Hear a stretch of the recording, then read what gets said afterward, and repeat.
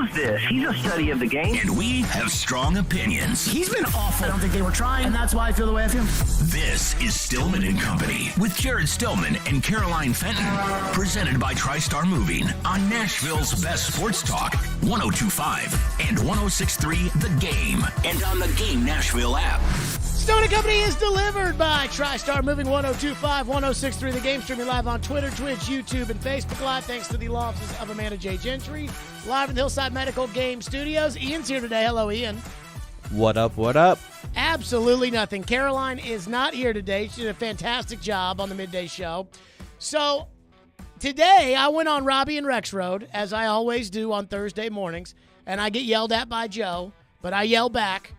And I actually listened. I don't know why I did this. I must have made a mistake. I actually listened after I was on the program because Joe and I were talking about Ryan Tannehill and the mysterious ankle injury with Ryan Tannehill that somehow is bad enough to keep him out for 2 weeks, including a game that might have been a game that decides the AFC playoffs on Sunday Night Football, at least where the AFC playoffs may be played. And Ryan Tannehill misses the game on Sunday, and all anybody says is, oh, yeah, he tried to give it a go, and it was and this. Tannehill says no setbacks with the ankle. Vrabel says nothing out of the ordinary, gives you no extra information. And now we're trying to piece the clues together. And add Todd Downing to the list of people who have now commented on Ryan Tannehill's mysterious ankle situation that did not allow him to play Sunday night, but apparently is most likely going to allow him to play this Sunday against the Broncos, as TD noted, and he'll join us at 3 o'clock for the Power Hour. TD put on Twitter that Ryan Tannehill was practicing today and was moving around more than he was yesterday. But add Todd Downing to the list of people who have decided to comment in on the Ryan Tannehill situation. He was asked about Tannehill wanting to play. Here's what here's what Todd Downing had to say about Tannehill. How much do you think it has bothered Ryan not to be able to play, and just knowing his personality, how much do you think he's itching to get back out there? Yeah, you guys have been around him long enough to know it's killing him. He's a fierce competitor. We all know how tough he is. He is doing everything possible to get back out there, and we're really appreciative to have a guy like that it's putting so much into it, and it means so much to him. Ryan Tannehill is giving everything that he has in him to be able to play. He is the toughest guy we have. Everybody knows that. We know that there's no way that Ryan Tannehill could have played on Sunday against Kansas City. And some people will take that and they will say, see, Jared, Ryan Tannehill, if he could have gone on Sunday against the Chiefs, Ryan Tannehill would have gone on Sunday against the Chiefs. You need to stop saying that Steve McNair would have played, even though every single person knows that Steve McNair would have played. And you need to stop thinking that Tannehill made the choice to not play on the ankle, even though it's obvious that he was cleared by the Titans medical staff. See? Because Todd Downing said, you know how tough he is. You all know. Which leads me to this question. If everybody is going to tell us how tough Ryan Tannehill is, and everybody is going to tell us why Ryan Tannehill didn't play in the game on Sunday, can I ask why they won't just tell us what the real reason is that he didn't play? Like, is it a state secret at this point? He's going to play on Sunday against the Broncos. Is it a state secret at this point to say, yeah, basically the ankle where it would have been good enough for him to play, but the problem was on the road with the crowd noise and the potential silent count and everything else. Kansas City's defensive line would have fired off the ball at the same time that the Titans' offensive line would have fired off the ball, and that was too much of a risk with Tannehill being immobile and that the offensive line has had its struggles, so they didn't want to put him back there because of that reason. Can they not just say it? Because every time it feels like somebody over there opines about Ryan Tannehill or gives us a little bit of information that they know that we don't, or they give us a feeling about how Tannehill felt when he talks about it himself, or Malik tells us when he found out that he was playing on Saturday before the Texans game on Sunday. Nobody here will say, was it a high ankle sprain, a low ankle sprain? Even Adam Schefter who shares the same agent as the Titans general manager, CAA, the Titans quarterback, CAA, Adam Schefter, CAA. Even Adam Schefter in his tweet on Sunday said it was a possible high ankle sprain. So something is not adding up.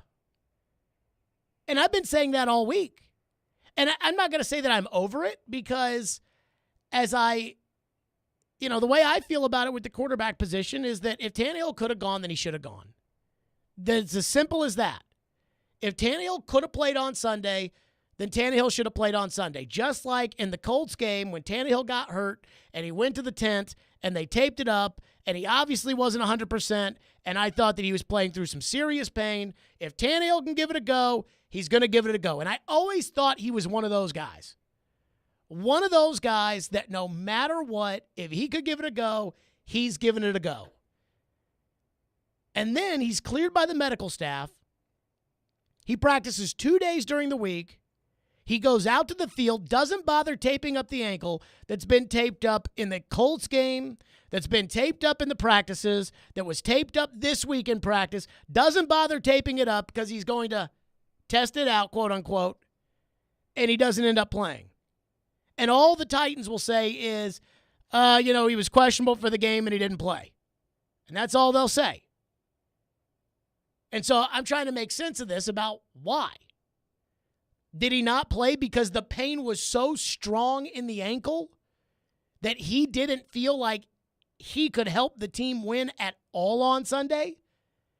That he felt like even if he had to play in an emergency, the ankle was so bad that Logan Woodside would have been a better option? Is that how he felt? Because nobody said that. And I highly doubt that even Ryan Tannehill thinks that him just standing there in the pocket with a bad ankle is worse than putting Logan Woodside in a game or even putting Malik in a game when Malik has no idea what he's looking at out there. So I have a hard time believing that. But if that's the case, the pain was just too strong, why don't you tell us?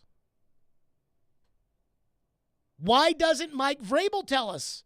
Hey, Ryan wanted to give it a go. In practice on Thursday, he felt this way about the ankle.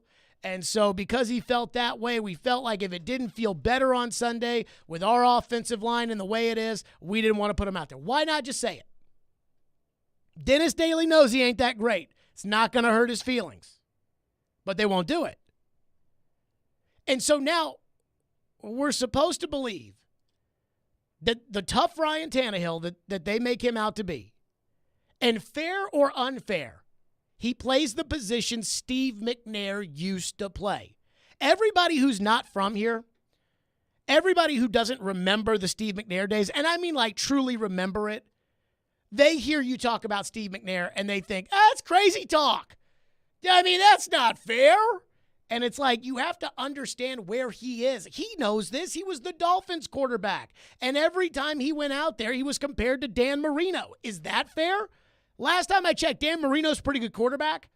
And he was constantly compared to Marino in Miami. It's not fair. It's reality. So here the expectation is if you're the franchise quarterback of the Titans and it's a big game, you play. So he didn't play. And they won't tell us why. And I'm supposed to believe that ankle was in such bad shape on Sunday, 2 weeks after initially suffering the injury, and it's fine on Wednesday? Because he practiced. He was out there, had the tape on it this time.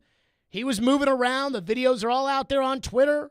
He's out there moving around today. Something doesn't add up. And I would agree with the idea of, oh, well, Jared, you're sounding like a conspiracy theorist here with the Ryan Tannehill thing. But I have to ask, what has he played through as quarterback of the Titans over the last 4 years? Have we seen him get peeled off the ground and think to ourselves that he can't come back in a game and then Tannehill magically does? I can't remember when Ryan Tannehill has missed practice for an injury over his 4 years until this ankle injury. So this is the first big injury he suffered here. And all I want to know is why didn't he play on Sunday? Because it does have big ramifications about how much you can rely on your quarterback. Is he one of those dudes? 3 weeks ago, if you had asked me, is Ryan Tannehill one of those dudes? Brett Favre, 297 straight starts. Phillip Rivers, 240 starts. Eli Manning, 210 straight starts until Ben McAdoo benched him for Geno Smith. Peyton Manning, 200-plus starts. I really thought Tannehill was one of those guys. I got a broken hand? I'll be fine. Tape it up. Put me in. But apparently he's not that, or at least he wasn't that on Sunday. And if there's a reason that he is that, as Todd Downing said, we all know how tough he is. If there's a reason that he is that and he couldn't play, then just tell us. Because it can't be that big of a secret. But you can't do this thing where all of a sudden I owe Ryan Tannehill some sort of benefit of the doubt that he absolutely positively could not have played on Sunday, that he absolutely positively could not have helped this team win on Sunday in a game that would have essentially given the Titans the 2 seed, at least in the AFC. And again, that matters because I don't think Kansas City's a very good matchup for the Titans. And I mean that from the Kansas City standpoint. I think the Titans are a bad matchup for the Chiefs. And I think that if they get them at Nissan Stadium in a playoff game, I feel good about the Titans' chances. And they lost because the starting quarterback didn't play. And nobody is telling you why the starting quarterback didn't play. They just want us to all say, okay, that's fine. Guess he couldn't go. That's okay. You know when Derrick Henry couldn't go? When Derrick Henry had a broken foot. That's when Derrick Henry couldn't go. And we all understood it. Didn't think anything less of Derrick Henry. Why? Because they told us Derrick's got a broken foot. Okay, makes sense. I don't understand why with Tannehill it's got to be such a secret. 615-737-1025 is our phone number, 615-737-1025 if you want to weigh in your thoughts on this. Again, I just think it's funny, Todd Downing asked about, how bad did Ryan want to be out there? Oh, you know how tough he is. You know. Okay. 615-737-1025. Speaking of Todd Downing, boy, he got put in a spot that I think a lot of people who love this team and don't love him really wanted to pin him down on. And while I am not a Todd Downing fan by any stretch of the imagination, I think the numbers speak for themselves. I think he sucks. I am going to have to defend him on a choice he makes that on the surface doesn't look very good. We'll get to that coming up next. 615-737-1025. Jared Stillman, Stillman & Company, 102.5, 106.3 The Game. Your home for the MTSU Blue Raiders is 102.5 and 106.3 The Game. Every touchdown. Yes, touchdown. Every three. Ball, yes, sir. It all lives here. Middle Tennessee. You can also hear the Blue Raiders in the Borough on 97.5, Middle Tennessee Athletics on 102.5 and 106.3 The Game and the Game Nashville app. This is for the men who never settle, the ones who believe only quitters end a game and a tie, the type of guys who choose the bar with the biggest TVs to overcompensate for theirs at home. This is the Lodge mentality. This is Twin Peaks. Twin Peaks Man Cards are the perfect gifts for the sports fans on your list. Swing by Twin Peaks to purchase your gift cards today and get a little something in return. Offer available at participating restaurants. Hey, Teron Davenport here for Superbook Sports. When it comes to sports, it's all happening right now. Football, basketball, hockey, and soon enough, the World Cup. And there's no better place to wager on all of it than Superbook Sports. When you sign up, deposit, and wager in the same day, Superbook will give you a bonus up to $1,000. Yes, $1,000. When the sports world is busy, it's time to get busy winning some money. So download the Superbook Sports app or visit superbook.com to wager and win today. Visit superbook.com for terms and conditions. Gambling problem? Call 1-800-889-9789. Hey, it's Chase McCabe, and every season is screwball season in my house. No matter the time of year, that rich, smooth taste just hits the spot. Y'all know Screwball. It's made with real whiskey, peanuts, and peanut butter, and it's just flat out delicious. It's my favorite. However you take it, as a shot, in an espresso martini, or a peanut butter old-fashioned, make it a Screwball peanut butter whiskey. Enjoy responsibly. Copyright 2022 Screwball Spirits, LLC, San Diego, California. Whiskey with natural flavors, 35% alcohol by volume. Middle Tennessee football is back in action at home on Saturday, November 12th. The Blue Raiders will take on Charlotte in our 40th annual Salute to Veterans and Armed Forces football game. Kickoff is set for 2:30 p.m. inside Floyd Stadium. Come early and join in on the festivities honoring our veterans. To purchase tickets or for more information, visit goblueraiders.com/tickets. Middle Tennessee, we are Blue Knighted.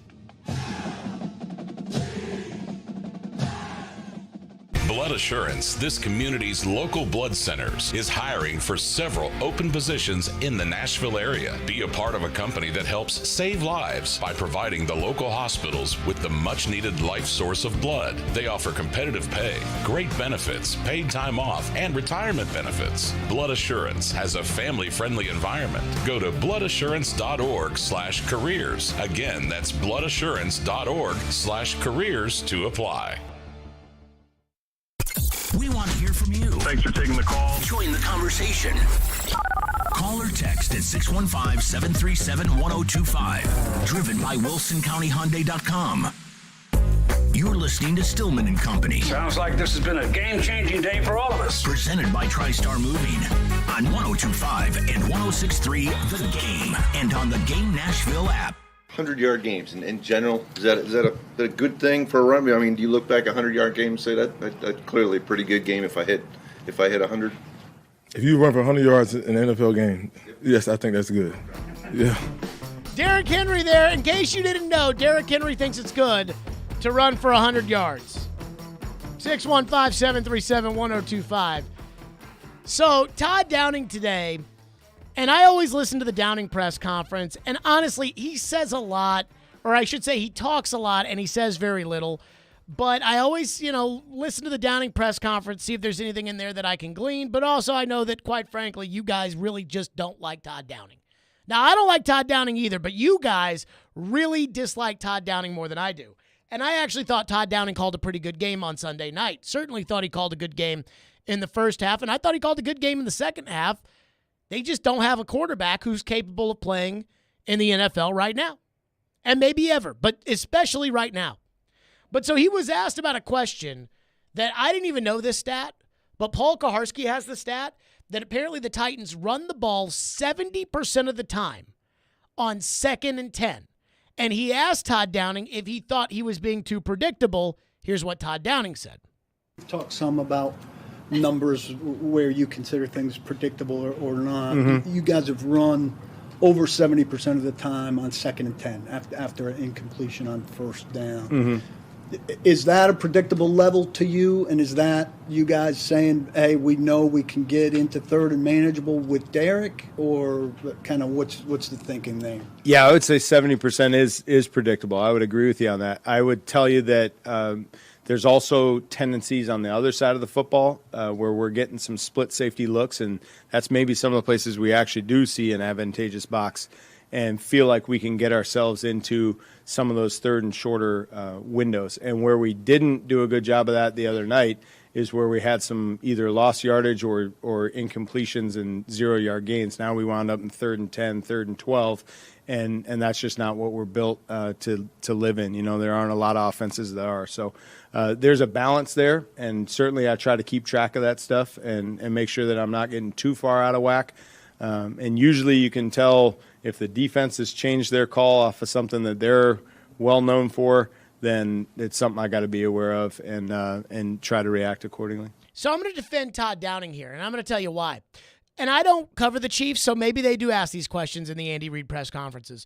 But do you think anybody says to Andy Reid, Andy, you guys threw it 60 times on Sunday with Patrick Mahomes. Do you think it's becoming too predictable that on 2nd down and 10, after you run the ball for no gain, that you guys throw the ball on 2nd down? I mean, I guess it is predictable. Did they throw it that much with Patrick Mahomes? But there's a reason why they throw it that much with Patrick Mahomes. Because they have Patrick Mahomes. Now, again, I believe that the Titans' offense is better than it looks on paper right now. I don't think they have the 32nd best collection of players in the NFL on the offensive side of the ball. But I do know this. They have one elite player on the offense. They have one Pro Bowl caliber player. Do you not want him to have the ball? It's already bad enough that they really can't play Derrick Henry in the 3rd and long situations. So 3rd and 14, Dontrell Hilliard has to come in the game. Now, Dontrell Hilliard's a good player, but he's not Derrick Henry. So it's bad enough that they already have to take Derrick Henry out of the game for a certain amount of offensive snaps just based on his role. But if the Titans are going to throw the ball on 1st down and throw an incompletion, which even for the best offenses, incompletions happen. If they're going to throw the ball on 1st and 10 and they're not going to get any yardage, would you not want them to give the ball to Derrick Henry on 2nd down? In fact, a lot of the criticism, and I kept asking everybody who called, because boy, there were a lot of them who called talking about Todd Downing on Monday, upset with the way he called the game. I said, what did you not like about what they did? Well, they didn't give Derrick Henry the ball enough in the second half. Well, they weren't really running anywhere with Derrick Henry in the second half. Not that that was Derrick Henry's fault, but it's certainly not Todd Downing's fault. It's not Todd Downing's fault that Aaron Brewer got called for holding because he's 275 pounds going up against 330-pound Chris Jones. That's not Todd Downing's fault. That's not a play predictability fault. That is, left guard's just not all that good. It's not Todd Downing's fault that they draw up a perfect ball for Chris Connolly on the sidelines and he doesn't catch it. The problem is that the only receiver that they have that can run, Conley, the only receiver they have that can run is basically a practice squad player. Why? Because they traded away the guy who could run and catch and run after the catch and do all the things that we know A.J. Brown could do. Just think about the offense, especially the offense over the last 2 weeks. Would you call something different? In fact, Todd Downing at one point in the second quarter, Todd Downing drew up 3 consecutive plays that had guys open for touchdowns. One was Jeff Swaim, one was Dontrell Hilliard, and the third Derrick Henry ended up putting in the end zone. So he tried it with Swaim. Malik didn't see him. He tried it with Hilliard. Malik couldn't get the ball out fast enough, threw it into the ground. He tried it with Derrick. He scored a touchdown. Don't you want Derrick Henry to have the ball 70% of the time anyways? So you're going to be mad that on 2nd and 10? And I already know a lot of people out there, whenever they're in a 2nd and 10 and they hand it to Derrick and he gets 1 yard, they think, oh, God, no, what are they doing? I get it. And I'll be honest, when they took that snap in the shotgun with Derrick Henry and the Wildcat, I was furious because they've run the Wildcat about 7 times this year and they've never gotten anything off of it. This time they got something. But I'm not disappointed. I don't look at the Titans right now and think their play calling is too predictable and that's a problem. When you only have one player, your play calling is going to be predictable. When Peyton Manning was the quarterback of the Indianapolis Colts, even though they maybe had the best quarterback ever at that time, Peyton always had 2 receivers, a tight end, Dallas Clark, Marcus Pollard, and the league rushing champ, Edgerrin James. Do you know why it was important to have Edgerrin James on Peyton Manning's team? Because then it gave Peyton another option. Defenses had to respect Edgerrin James. The Titans right now have one guy. And he's as good as any player in the league at what they do. He is as good at running back as Aaron Donald is at defensive tackle. He is as good at running back as Josh Allen is at quarterback. He is as good at running back as Travis Kelce is at tight end. He is the best running back in the league. And you don't want him to have the ball? You'd rather give it to somebody else? You'd rather dial up another pass from Malik Willis? You'd rather throw the ball more to Nick Westbrook-Akine? Todd Downing, again, not my kind of coordinator. I've seen too much. It keeps going backwards. And yet, where we sit today, sitting there talking about this is too predictable. Malik Willis was the quarterback Sunday. Of course it's going to be predictable. And guess what? This week against the Broncos, it's going to be predictable. They're going to run the ball. That's what they do. Mike Vrabel even said it on the coach's show. His key was, we're going to have to run the ball on Sunday night. And I kept saying, hey, they're going to have to pass the ball.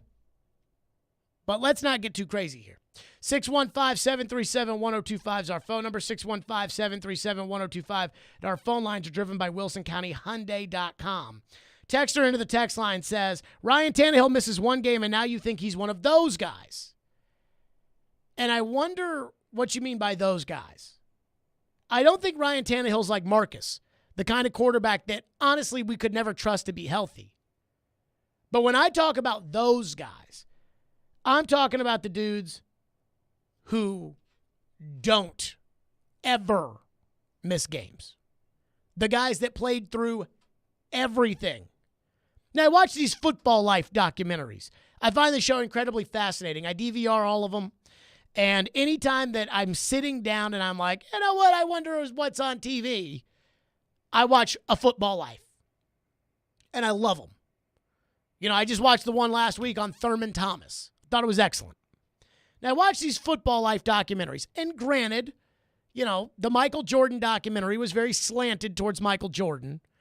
But when I watch these documentaries with these quarterbacks, whether it's Dan Marino or John Elway or Jim Kelly or whomever it may be, it's always like, yeah, I broke my elbow, but I felt like it would be letting the team down to not play in that road game at Cleveland, so I decided to give it a go, and we put it together with tape and Vicodin, and I went out there and I played. And that's what I kind of felt like Ryan Tannehill was. Just like Steve McNair was. Can you pump me full of something so I can play? Yes, I can. All right, I'm in. Just like we saw when he got hurt originally against the Colts, he goes down, he gets up, he thinks he's going to walk it off.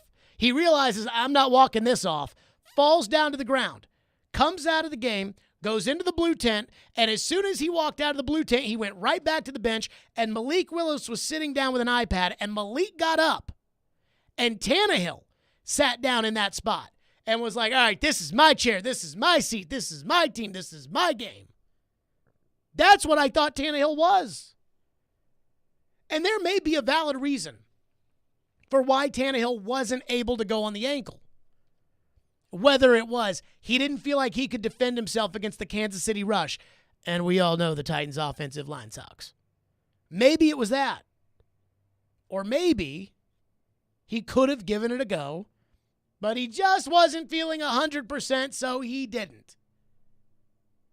And that's fine. It's his body. It's his life. It's his career. But you can't be one of those guys. Unless you have an explanation for why. 615-737-1025 is our phone number if you want to weigh in. 615-737-1025. We'll get back into more of your phones. Boy, Chris Sanders was hot yesterday. I have never heard Chris Sanders as mad. And I've known Chris Sanders now for like 8 years. Chris Sanders is like a brother to me. I have never heard Chris Sanders as mad as he was yesterday. And I actually kind of agree with him. We'll get to that coming up next. FanDuel Sportsbook is my official sportsbook app, and now is the perfect time to download FanDuel, America's #1 sportsbook. Because right now, new customers get a no-sweat first bet up to $1,000. That's free bets back if your first bet doesn't win. Just sign up with the promo code JGM. FanDuel has all of your favorite bets, from the money line to point spreads to player props, and you can combine your bets for a chance at a bigger payout with the same game parlay.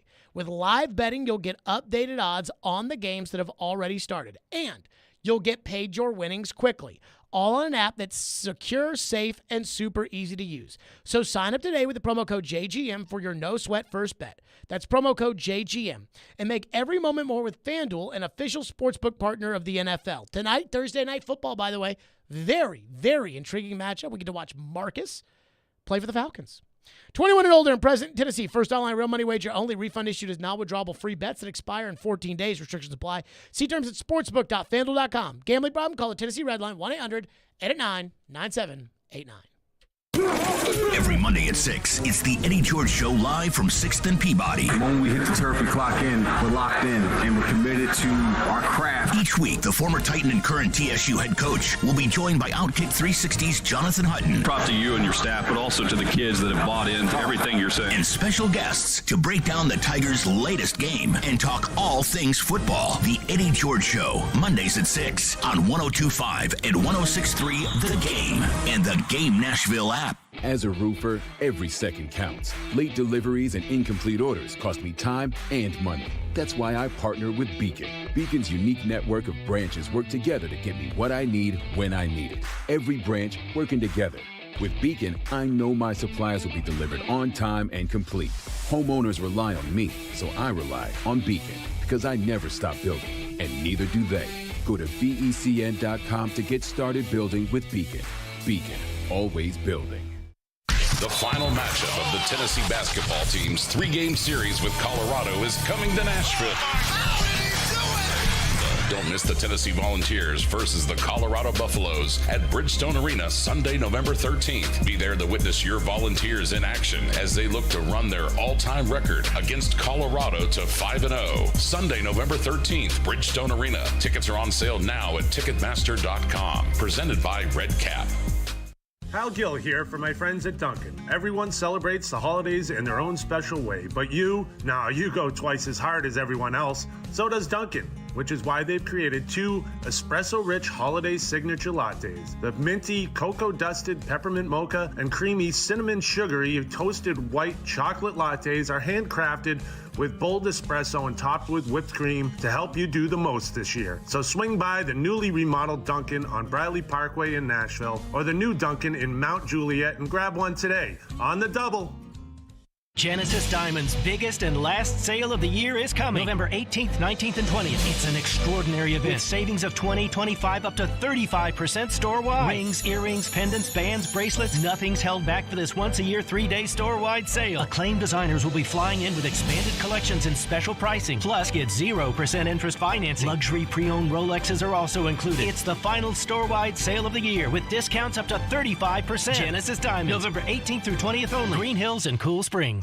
Hey, it's Hutton. Interest rates are rising, but not at Spring Hill Heating and Cooling. Replace your old unit fast before new regulations increase prices up to 20%. Get a new unit today at today's price and receive up to $1,500 off or get 18 months of no payments. So the first payment is not until spring of 2024. At Spring Hill Heating and Cooling, all new systems come with a 10-year parts and labor warranty. Schedule your appointment now at springhillac.com. That's springhillac.com.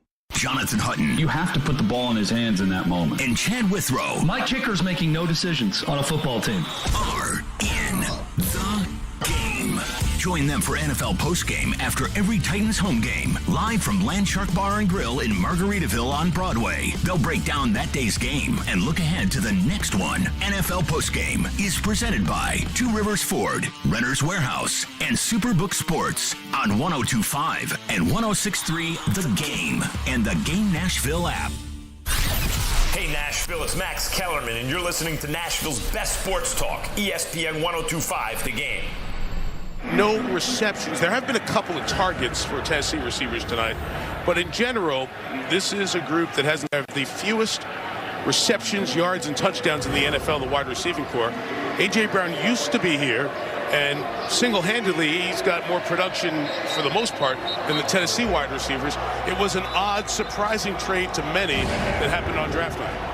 Because he was so significant to this offense, catching balls off of play action when so many people were out there trying to attack Derrick Henry. But maybe this is a team that knows who they are, and they just don't want to spend money on wide receivers. Boy, that was damning. Chris Collinsworth talking about the Titans wide receivers on Sunday Night Football. And it's funny because in the pregame show on Sunday, Derek was talking about why the Titans won't go out and get a better backup quarterback than Malik Willis. And he was just talking about, that's just not the way the Titans do things. And I'm like, what you trying to say, D-Mace? Well, that's just not the Titans' way. That's uh-huh. But D-Mace, Chris Collinsworth, they're not the first people out there to say that the Titans don't pay their wide receivers. And even though that's not why I think they didn't pay A.J. Brown and he's now with the Philadelphia Eagles, that is going to be what some people think. But after the Chiefs game, there has been a lot of blame placed on the Titans wide receivers. Again, A.J. Brown himself has more receiving yards than the Titans receivers have this season. The Titans receivers didn't catch a pass on Sunday night. And not to sound rude, but is there really any optimism that they're going to catch a lot more passes on Sunday against the Broncos? Probably not. They're not very good. And yet Chris Sanders, boy, he was hot yesterday on the program. I've known Chris now for about 8 years. I think he is the nicest guy in the world. I think that's why everybody loves him so much. He never has a bad thing to say, it feels like, ever. And yet this was Chris Sanders on the program yesterday. And I'm not trying to get all pissed off and everything, but it pisses me off when people look at these receivers and say, oh, they're terrible, and they're only getting one chance a game.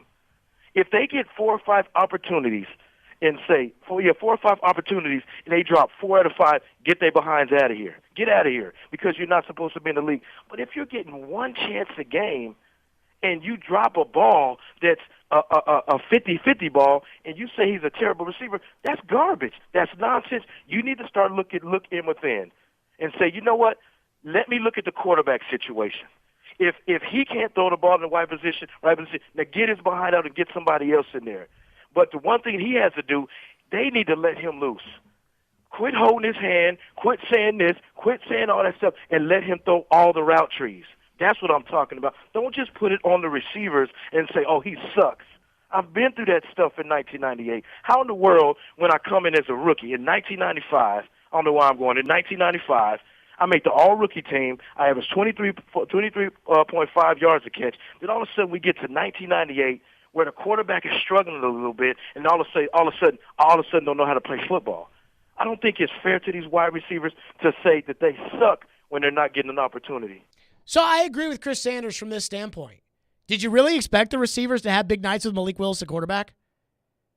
I agree with Chris about the stop holding his hand. Now, they're not going to do that because they don't think they can win if they have to stop holding Malik Willis's hand. But the reality is I can't be mad at the Titans wide receivers for not making big plays.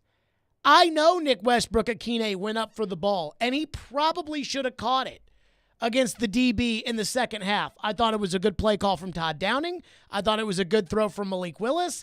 And I thought that even though it was a little behind him, Westbrook-Akine still should go up and make that catch. It is a contested catch. Nick Westbrook-Akine makes $895,000. $895,000. That's a lot of money for me and you. That's not a lot of money in the NFL. On a $200 million cap. He makes $895,000. What do you expect out of these guys? The Titans had A.J. Brown on their team. He's making $26 million a year in Philadelphia. Between Robert Woods, Cody Hollister, Nick Westbrook-Akine, Chris Conley, who shockingly makes the second most amount of money on the Titans. I don't know how. I don't know why. But he does. Treylon Burks, Des Fitzpatrick, and Mason Kinsey. The Titans are paying their wide receivers $14 million, and 10 of that is to Robert Woods. We're really going to expect much more out of those guys? Conley dropped a pass. Okay. Guess what? Conley came from the Texans practice squad. Why? Because he wasn't good enough until the Titans signed him because they realized that they had nothing at wide receiver. Conley was no team in the league thought we want him on our active roster. That's why he was on the Texans practice squad. And those are the guys that you're mad at? I'm not mad at those guys. Hate to break it to you. Chris is right. And also, I mean, when you're playing with a quarterback that doesn't see open receivers, that is not very accurate, that does not have timing down, what do you expect's going to happen? The Titans don't have Randy Moss on this team. So, and I heard Derek today on the midday show, and he was yelling about, if these receivers can't do it, then I'm going to have to go get somebody who can.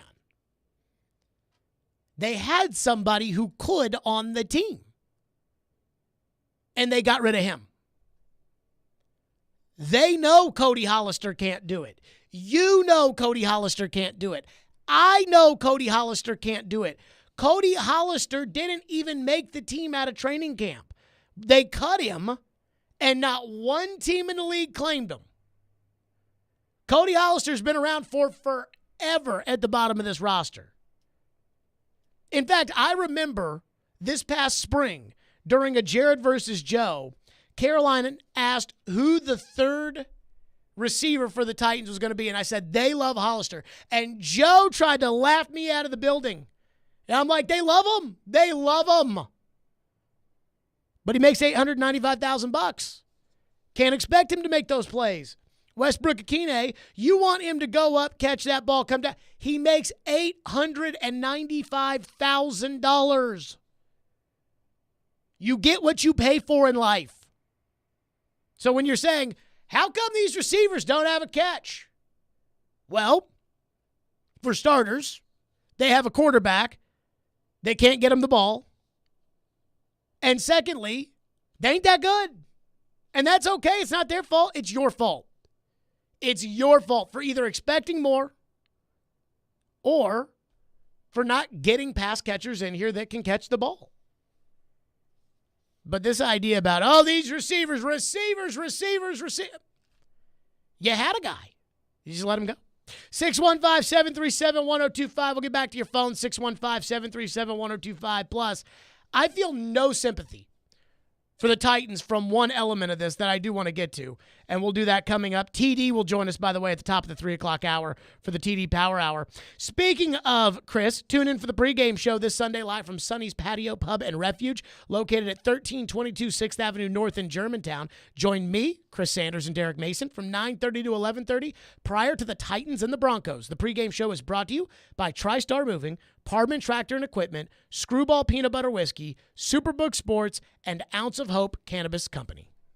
Want the latest on college football and Nashville sports? He looks like 1,000 quarterbacks I've seen in a college game. Join Outkick 360's Chad Withrow every Friday at 5 with Stillman and Company. The coaching staff kept him and got rid of the other guys. He'll bring opinions and charisma for a full half hour every week. If he's so great in the locker room, then give him a coaching gig. Chad Withrow is presented by Two Rivers Ford. Custom order your new Ford from Two Rivers Ford on 102.5 and 106.3 The Game and the Game Nashville app.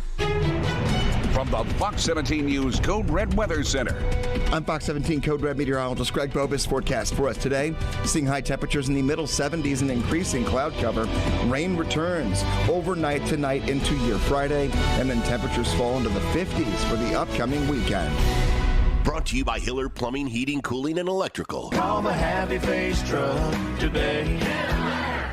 Chronic joint pain has a snowball effect. It's not just the pain. What that did is just make me depressed that I couldn't get back into the gym, and I was inactive, gaining weight. I had to find another alternative. And for Chad, that alternative was QC Kinetics and the non-surgical natural biologic treatments that can give lasting relief to aching hips, shoulders, knees, and backs. Once they explained it, it made sense. Putting what we have inside our body back into us in a certain strategic way to heal up in a natural process was fantastic. QC Kinetics treatments take place right in the office. No downtime, no surgery. And as for the outcome, I'm just back to bouncing around, having fun, doing my work, living pain-free. Don't let chronic joint pain rob you of your quality of life. Discover advanced regenerative medicine at QC Kinetics. Call now to learn more. It's a free consultation. Call QC Kinetics, 615-249-4024. That's 615-249-4024. 4024. 615-249-4024.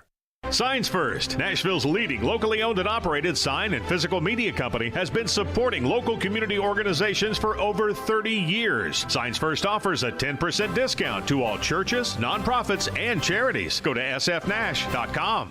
Hey everybody, Big Joe here for Apple Collision Centers. And you know I'm always on the go, but the distraction that an automobile accident causes could even slow my pace down to a stop. But my friend and CEO of Apple Collision Centers, Stan Harrison, has a plan to get you and I back on the road and fast. We at Apple Collision Centers know you deserve the best quality service. We always recommend original equipment parts, and we use only the best Sherwin-Williams finishes. 3 convenient locations, Hendersonville, Gallatin, and Oak Hickory. And you can always visit us online for your estimate needs at applecollisioncenters.com. Attention Preds fans, this is Jeremy, General Manager at Blend Bar with Davidoff Cigars at 508 Church Street in downtown Smashville. Come check out the most awarded cigar and bourbon lounge in the country and watch our Golden Blue Preds make another Stanley Cup playoff run. Take a picture with me, post to our Blend Facebook and Instagram, and be entered to win a special Davidoff package. Experience luxury at its finest with the best spirits and cigars in the industry. Blend Bar with Davidoff Cigars. Time beautifully filled.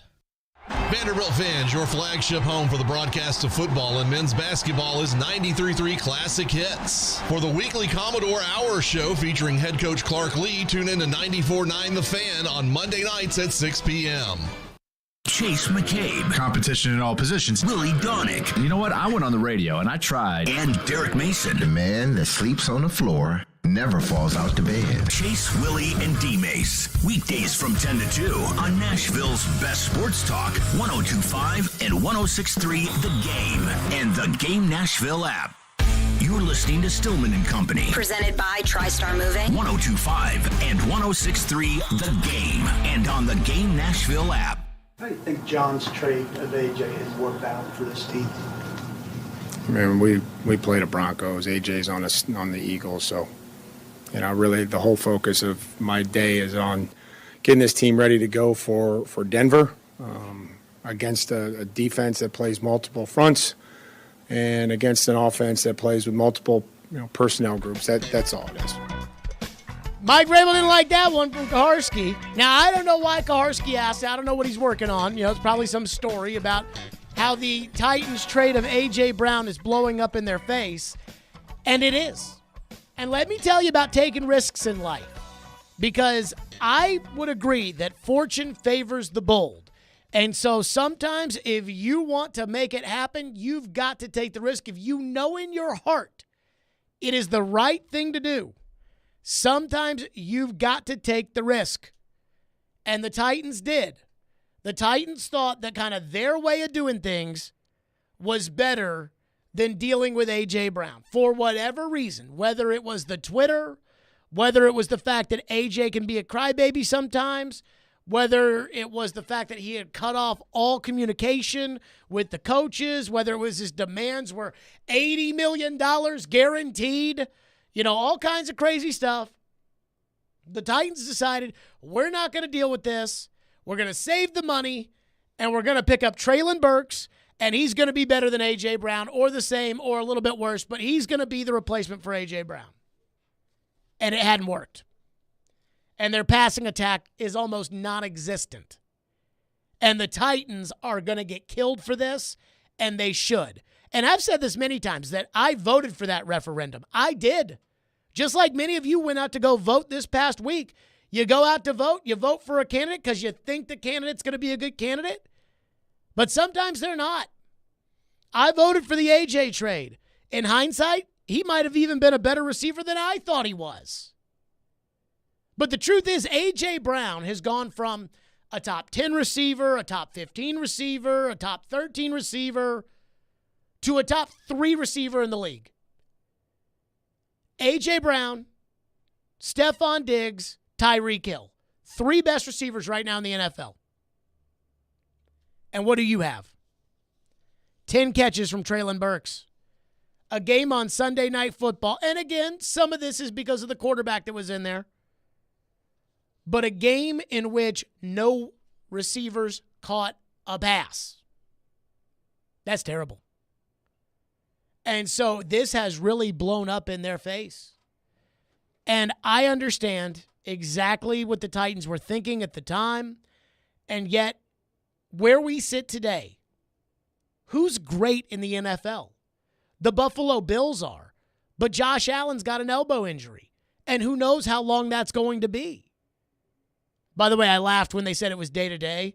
So you're telling me that it's a UCL injury, which is what, anytime you hear a baseball pitcher having a UCL injury, you're like, see you in a year and a half.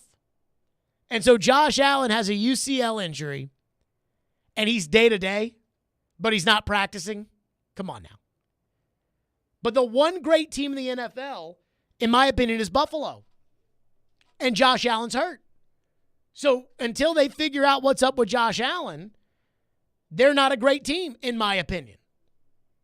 We know the Titans are right there with Kansas City, even without A.J. Brown. And I don't think any of these teams in the NFC are great. And the only exception to that, I don't think the Vikings are great.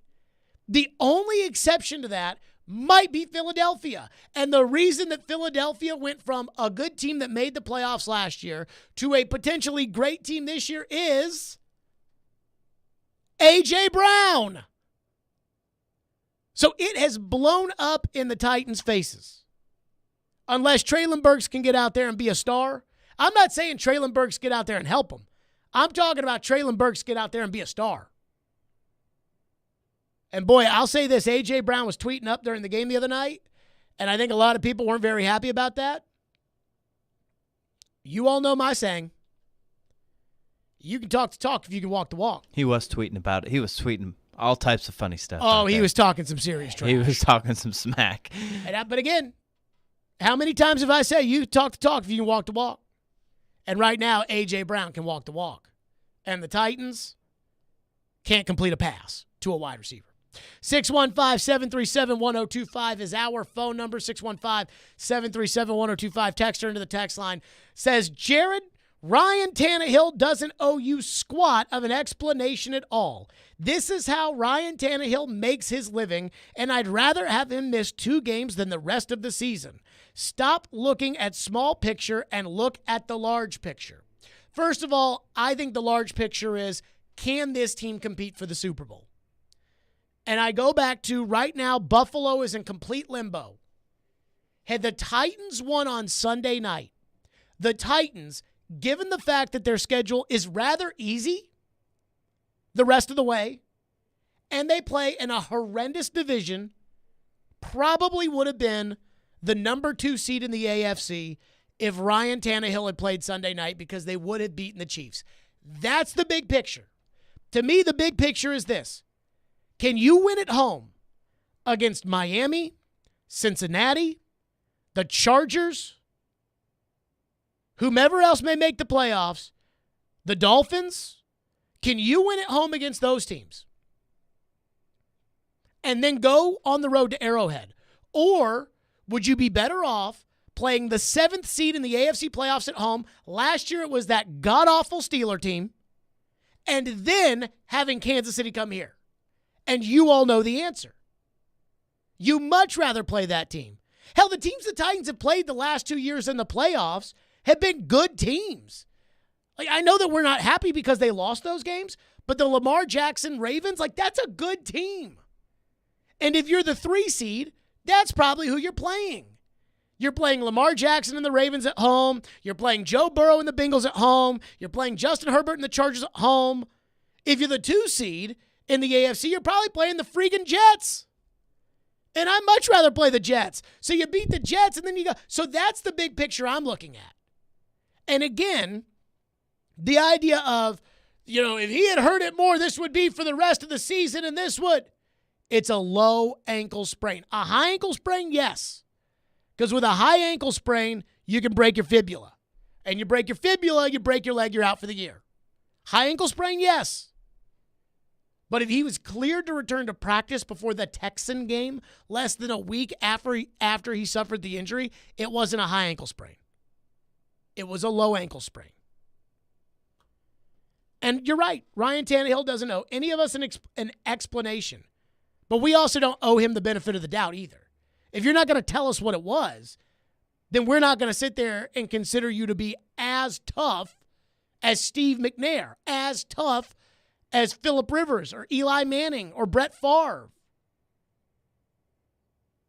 Texter says, if you say A.J. Brown is a top 3 receiver, do you think he's improved or had a breakout year? Or do you think the Titans just didn't know how to use him and held him back? That comes from Josh in White House. Let me tell you this. First off, A.J. Brown was injured a lot of last year. So I think we need to remember that when we look at the stats and we look at A.J. Brown averaged 21 yards a catch in the Bengals game, and I think he had 4 catches. I mean, the stat line A.J. Brown put up, that one-handed catch where he turned around and made the catch in the end zone, that right there was impressive. So A.J. always, A.J. had already broken out. Now, as far as going from a top 15 receiver to a top 3 receiver, that's where I look at the play caller. That's where I start to get frustrated, and I think about play calling, and I think about 2 years ago, A.J. Brown was clearly the number 1 wide receiver on the second best offense in the league, and he had 1,000 yards. But he was also sharing the ball, Corey Davis, Jonnu Smith, Derrick Henry. And none of those guys got hurt. So those guys played every game. So they were all sharing the ball. Then Corey Davis and Jonnu Smith go away, and A.J. gets hurt, and Derrick's hurt, so they're still kind of sharing the ball a little bit. But ultimately, I think it's a Downing thing. Everywhere Downing has gone, the offense has gotten worse, and he's always had good players. So I personally, when you say, if AJ's a top 3 receiver, and we didn't think he was a top 3 receiver this time last year, I certainly didn't think he was a top 3 receiver this time last year. I think a lot of it is because he's in an offense with a coordinator, an offensive guy as the head coach, and they are throwing the ball, and they are throwing the ball to him. And here, they threw him the ball, but it wasn't the same. 615-737-1025. TD will join us. TD's been out at the practice field. What has he seen from Tannehill? What has he heard on the Tannehill front? What did he make of Tannehill not playing on Sunday? We'll get with TD on that coming up next for the TD Power Hour. Also, what about the Titans? A lot of names on that injury report. Denver has a good defense, not a total pushover. We'll get TD's thoughts on that coming up. Hey, catch the Eddie George Show featuring Jonathan Hutton on 102.5 The Game. Monday at 6 o'clock, live from 6th and Peabody. The Eddie George Show is brought to you by Low T Centers and Xander Insurance. Xander gives you more options, and more options means more savings for you. Free quote at xanderinsurance.com. You watch the game. Sliding across, making the stop, UC Cerro. We talk the game. That wraparound goal by Sanford was a beaut. Tanner Janot, Ryan Johansson gets on the board. We are the game. Nashville's best sports talk. 102.5 and 106.3 The Game and the Game Nashville app. ElectronicExpress.com. We make it happen. Your company's hiring. Who isn't? We would love to show you how to use 102.5 The Game to attract and retain employees. We can also help you find the exact person you're looking for with a targeted digital campaign. You can trust our team to help you build your team. Email us at together@cromwellmedia.com. Hey football fans, Dak Prescott here. And I'm here to tell you that with NFL Sunday Ticket only on DirecTV, you can watch your favorite team no matter where you live. Because NFL Sunday Ticket gives you every live out-of-market game every Sunday afternoon. So switch to DirecTV and learn how to get the 2022 NFL Sunday Ticket season included at no extra cost. Call 1-800-DIRECTV. With choice package and above, 24-month agreement required. Call for details. Men, are you asking yourself questions like, why am I gaining fat? Why is my energy or sex drive down and maybe haven't been getting the exercise you need? If you want to get back to the man you used to be but just don't have that youthful energy, that edge you once had, you very well might have low testosterone. Low T causes all kinds of issues, from a reduced libido, lower drive, and bad sleep patterns to problems with muscle gain, bone density, and more. It may even contribute to erectile dysfunction, and if this sounds like you, it's probably time to get treated for your low T. At the Tennessee Men's Clinic, we've treated thousands of men for low T. We've seen them put on muscle, add to their energy, improve their sex lives, get better sleep, and just feel better. Plus, if you're like most men, you'll see results in only a few weeks. So make an appointment today and experience how testosterone therapy can truly change your life. Your initial appointment is only $99 with results in minutes. Call today, 615-208-9090, or go to TennesseeMen'sClinic.com. Visit our website to learn more, including side effects, treatments, extra results vary.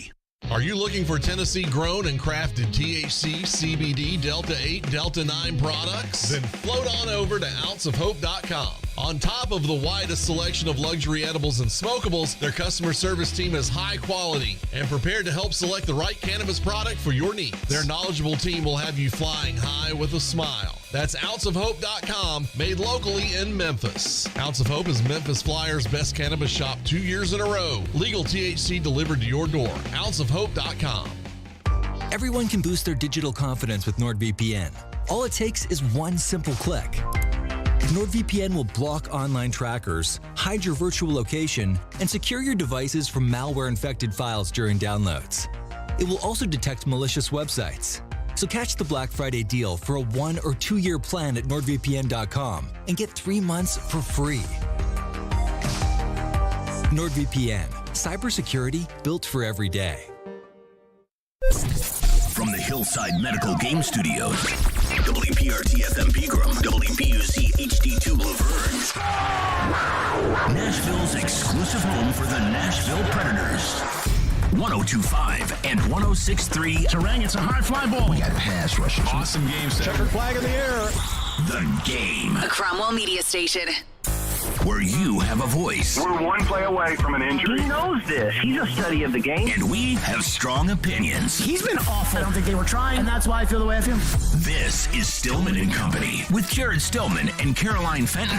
Presented by TriStar Moving on Nashville's best sports talk, 102.5 and 106.3 The Game. And on the Game Nashville app.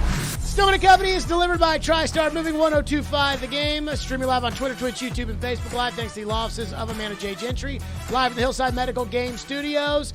It's the TD Power Hour. Teron Davenport, presented by Craneworks and Rental Works. Your source for crane and equipment rental. Visit craneworks.com. TD is flexing for the camera right now, so make of that what you will. TD, how are you? I'm awesome, man. How are you? It's a beautiful day today, man. Every day is beautiful, but today the weather is extra, well, it's starting. The sun's going to go down soon, but it's beautiful, man. Well, it's going to be cold on Sunday for everybody out there. I actually went out of my way because I'm going to the game Sunday. I went and bought these special heat socks. I bought them at Walgreens. So already? They might not, You busting them out already in November? Early? Come on, man. 26 degrees on Sunday for the game against the Broncos. 26 degrees? That's what my phone said. Now, my phone lies to me as somebody that goes out on the lake a lot during the summer. You know, my phone will say it's going to rain. Look, Ian, he talking about me flexing. Oh, yeah, I'll go in the lake a lot. Well, come on, the phone man. lies. Speaking of lying, TD, don't lie to me.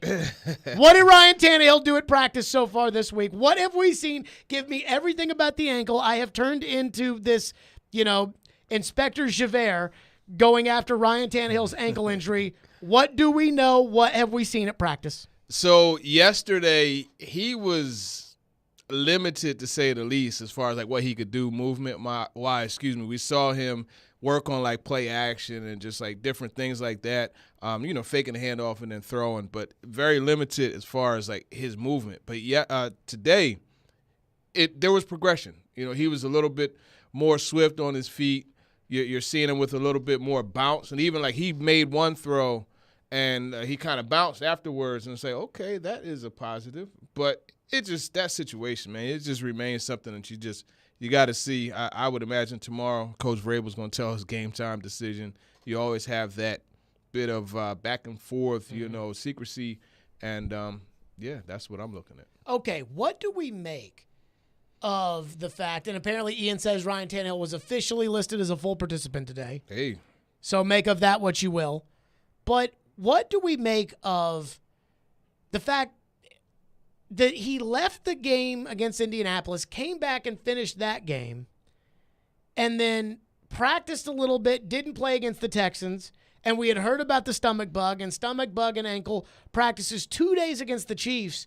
And then, TD, I watched your videos out there on the field at Kansas City. He didn't even have that ankle taped up. Yeah, well, he did. He said that he wasn't really thinking he was going to play, apparently. But he did say that, because I asked him about the mobility, like, why didn't you test that out? But he said he just wanted to get out there and just, catch a little bit and work on throwing off of the foot, and that's what he did. It's one of those things, man. There's this thing called adrenaline. And let me tell you something. When you're in the game, that adrenaline is pumping, and that pain is going to be subsided because you're not focused on that. You know what I mean? So I think that's what happened on game day. What specifically do you think kept him out with this ankle injury? Do you think it is, like, for instance, the ability to plant on it, the ability to move outside of the pocket, the Titans' offensive line struggles, the zone reads? Like, what do you think it was that Tannehill said? Because, I mean, we've seen Phillip Rivers, who definitely played in a different offense and a different kind of game, but play an AFC Championship game with a torn ACL where he literally just stood in the shotgun the whole game and just kind of tossed it around. What was it specifically that kept him out Sunday? Well, you said it. Phillip Rivers played in a different offense. Ryan Tannehill and what they do, it's a lot of it is based off of movement. This team is very, very heavy on play action, and it takes being able to move to work play action passing games. So what it took, what caused him to not play was, and he said it. He said he needed to not be a statue in the pocket. He needed to be able to move around, protect himself. Now, that's regardless of whether you got, you know, Jonathan Ogden and Lane Johnson and Jason Kelsey and you know, Quentin Nelson and the good Quentin Roger Nelson, Saffold. not this year Quentin Nelson. Yeah. That's regardless of whether you got that. You're going to have to be able to protect yourself, and that was the thing. And you could tell from seeing him yesterday that he wasn't able to protect himself. The movement wasn't there. And if he can't move, what's the use of play action? Like, you can't get to your spot and be able to, you know, push the ball down the field like you want to. Are you surprised by it, the fact that it's kind of taken the path that it's taken with Tannehill? No, I mean, ankles are tricky, man. Have you ever, like, had an ankle type? So when I was in high school, I was playing pickup basketball at my friend's house on the driveway, and I had a high ankle sprain, and I thought I broke it. Like, my dad and I went to the hospital. I remember it like it was yesterday. I remember at the hospital, they were like, yeah, there's no break, and I almost was like, do it again, because I thought I had broken that ankle on a high ankle sprain, but I think this is a low ankle sprain. High ankle sprain is always the worst thing, and that's the long-lasting one. But the thing you have to remember is these injuries, like, they fluctuate. It could go up and down. Like, you could feel good one day or even one part of the day, and then later that day you don't. So I think really it was one of those things, because remember, going into the week, he said, oh, yeah, my plan is to be more involved in practice. My plan is to, you know, get some reps today. He said that on on Wednesday.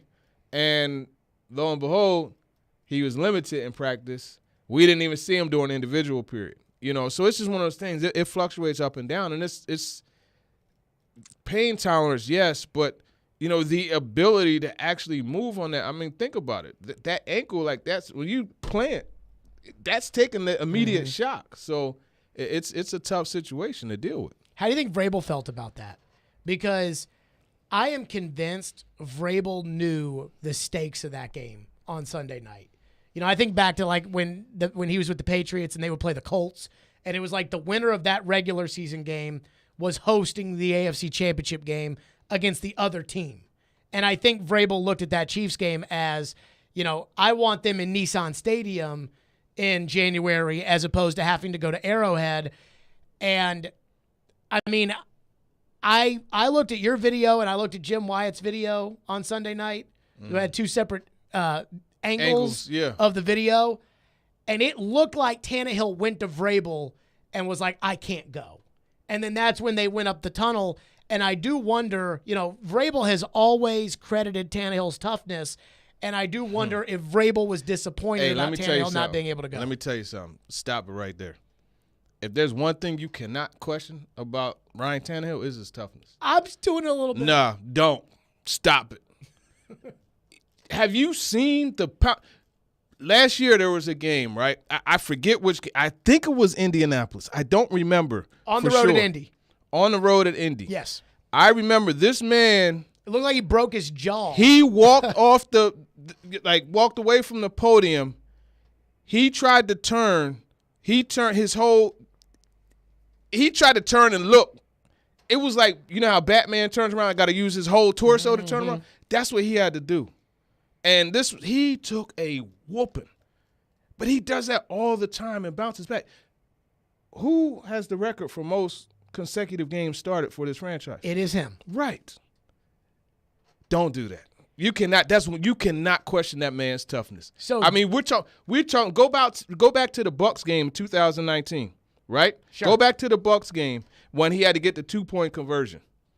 It was the 2-point conversion in the Bucks game.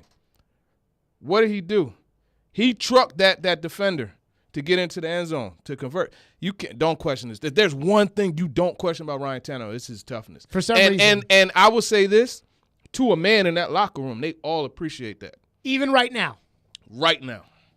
Because I did think, like when he got hurt against the Colts and he came back and he was like, yeah, I'm going to try everything to be ready to go against the Texans. I was like, he's going to play. Because I'm like, he's one of those guys. You know, like one of those Eli Mannings, plays with a broken foot. And like for a guy like Peyton Manning, you got to have like 5 invasive neck surgeries to get that man off the field. Brett Favre, you remember Brett Favre back in the day. In the offseason, he's going to rehab for all the pain pills he's taking. But during the year on Sunday, Brett Favre plays.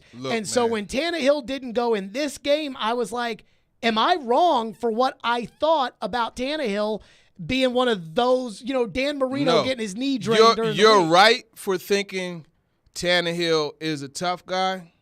You're wrong as rain for questioning his toughness. You cannot do that. I know he went out and he came back in, but again, let me tell you something, man. Adrenaline is something that whatever could be going on. If that man didn't play for 2 weeks, trust he was hurt. And also remember, this is a guy who they drafted Malik Willis. He doesn't want Malik on the field. He's not trying to get Wally pipped, man. Mm-hmm. So he's going to do everything he can to go. And if he can't go, he just can't go, period. It's not a matter of, you know what I mean, him not being tough. Because I saw that man pull himself up off the ground. And you could, like I said, you ask any player in that locker room, they'll tell you there's one thing Ryan Tannehill is tough. What you've seen this week, do you think, because, again, Sunday is different than Wednesday, and Sunday is different than Thursday. What you've seen this week from the mobility standpoint, do you think that's good enough to play in a game? It's hard to say. I mean, I spent a lot of time watching the D-line today, but peeking over at Tannehill. And what I saw, he seemed to be mobile. It's not the same guy. And they don't have Chris Jones firing off coming at him at the same time. Draymond Jones, Barrett Browning, these are pretty solid guys up front. They're not big names, but those guys get after it. So, no, they don't have them. So, and it's just I think it's going to be game time decision, really. I think it's going to be. But it's all right. It's all right. He's a full participant today. Yeah. He's a full participant. Jeff Simmons didn't practice 2 weeks in a row. I know, and he played. And played great. Right, but still I think it's going to be a game-time decision. Why? Tell me. Why would Mike Vrabel tomorrow be like, yeah, Tannehill's playing? Why would he do that? I think it's going to be said to be a game-time decision. They get a better idea, but remember, like this thing, it goes up and down. Sure. It goes up and down. So, do you think Vrabel thought when they made him questionable? Because you know that they lie on the injury report, but you also know that if they get caught lying on the injury report, that it's a massive fine. Floyd told me one time that Steve McNair got sick on Saturday. Mm-hmm. Like Saturday night, called the trainer, said he was sick, and they didn't put it on the injury report. And he played the game, and then after the game at the press conference, McNair was like, yeah, I was throwing up last night. I was super sick. And he himself, Floyd, got fined $50,000 for that. And he was like, I don't want to lose $50,000. And I can respect that. I could respect that too. And that is a way to keep people from lying on the injury report. When they've listed him as questionable before the last 2 games, do you think they have truly thought that he was questionable? Absolutely. The man didn't even play. I know, but questionable, do you think they got on that plane going to Kansas City thinking there was a real chance Ryan Tannehill was going to play? Possibly. I think so. I think so. Because, again, it goes back to the degree of toughness that this man has. And I'm not here to pump him up like some Rocky Balboa type dude, but I'm just saying he is a guy who I respect his ability to bounce back from the beatdowns that he's taken, man. Like, the dude you watch, and I even told him 2 weeks ago, I was like, bro, you're one tough dude, man. I'll give you credit for that. Mm-hmm. Because he is. Dan Marino. Oh, Lord have mercy. 615-737-1025. Get your questions in for TD. Of course, we'll hit them at the back end of the hour. Chris Sanders had some hot takes on our show yesterday. I mean, things I'm just not used to hearing out of Chris Sanders' mouth. Uh-oh. I want TD's thoughts on them. We'll get to that coming up next right here on the program. TD's with us. TD Power Hour presented by Craneworks and RentalWorks, your source for crane and equipment rental. Visit craneworks.com. 185! Every team needs a quarterback. 185! That's why we have Hasselbeck, bootleg, rollout, toss, touchdown! Tim. ESPN NFL analyst Tim Hasselbeck gives his expertise on all things NFL. How that team is built, I think there's a lot to like about them. Every Tuesday at noon, Tim with Chase, Willie, and D-Mace. Presented by Red Spirit and Wine in Bellevue on 102.5 and 106.3 The Game and the Game Nashville app. Hey, Robbie Stanley here, and you can start NFL Week 10 off the right way with a no-sweat same-game parlay from FanDuel, America's #1 sportsbook. It doesn't matter if you're new to FanDuel or already have an account. You'll get free bets back if your Thursday night same-game parlay doesn't hit. NFL same-game parlays are the perfect way to combine your bets for a chance at a bigger payday. NFC South showdown, the Falcons and the Panthers. Give me Marcus Mariota and the Falcons to win this game. Give me Kyle Pitts as an anytime touchdown scorer as well. But you take it any way you want to take it. Build your own or choose from one of the popular same-game parlays pre-built for you in FanDuel's top-rated sportsbook app. However you want to play, you can bet the NFL on Thursday night with a no-sweat same-game parlay. Just sign up with promo code ROB if you don't already have an account. If you already have FanDuel, you're all set. Just sign in to see what you got. Must be 21 or older and present in Tennessee. 3+ legs, minimum $1 bet required. Refund issued is non-withdrawable free bets that expire 7 days after receipt. A max free bet of $5. Restrictions apply. See terms at sportsbook.fanduel.com. Got a gambling problem? Call the Tennessee Red Line at 1-800-889-9789. Ajax Turner Company, Middle Tennessee's Anheuser-Busch distributor, is hiring full-time warehouse order pickers, forklift drivers, merchandisers, delivery, and more. Pay rates have increased, and new hires will now be eligible for a $500 sign-on bonus. This is more than seasonal work. This is a career with year-round stability and promotional opportunities. Go to ajaxturner.com/careers to apply or call 615-280-3904 for further details about open positions. Please remember to drink responsibly. In honor of Veterans Day, Twin Peaks is celebrating those who have given the ultimate sacrifice by giving back to Tunnel to Towers. Tunnel to Towers is a foundation which helps America's heroes by providing homes to first responder families. Get to Twin Peaks and donate $5 to Tunnel to Towers through November 30th and receive $5 back to spend on yourself at Twin Peaks this December. Visit your favorite Twin Peaks for more information. Valid at participating locations. When Genesis Diamonds has a sale, you know it's the real deal. And it's happening November 18th, 19th, and 20th. Our final store-wide sale of the year with deep discounts up to 35% off. This is the big one. The one where the staff knows they can break all the rules. Plus, Genesis selection is nearly double, with designers flying in their entire collection all on sale. This is the last and best jewelry buying opportunity of the year. Luxury pre-owned Rolex is also included. Save up to 35% and get zero interest financing. Genesis Diamonds. November 18th through 20th only, Green Hills and Cool Springs. Blackberry Smoke's Brothers and Sisters Ryman Reunion. Yeah, I can feel a good one coming on. Thursday and Friday, February 9th and 10th, Ryman Auditorium. Are we waiting for the thunder? Blackberry Smoke. My pony ride out of this one horse town. Tickets on sale this Friday at 11 a.m. at Ryman.com. Sponsored by PNC Bank and Access, proud partners of Ryman Auditorium. Everyone can boost their digital confidence with NordVPN. All it takes is one simple click. NordVPN will block online trackers, hide your virtual location, and secure your devices from malware-infected files during downloads. It will also detect malicious websites. So catch the Black Friday deal for a 1 or 2 year plan at NordVPN.com and get 3 months for free. NordVPN, cybersecurity built for every day. Never miss a moment of the show. What is this? Check it out. Subscribe to the Stillman and Company podcast on iTunes, Spotify, and wherever you get your podcasts. You're listening to Stillman and Company. Sounds like this has been a game-changing day for all of us. Presented by TriStar Moving on 102.5 and 106.3 The Game and on the Game Nashville app. Did you have a pretty good sense all along that you probably weren't going to be able to? Yeah, I mean, the week was tough, just heading into it. Didn't really know how things were going to turn out, but, had tried it several times throughout the week to know it was going to take, a big step forward on Sunday. That was Tannehill yesterday. TD is with us for the TD Power Hour, presented by Craneworks and RentalWorks. So Chris Sanders, our guy, the nicest guy in the world. Chris Sanders was hot yesterday.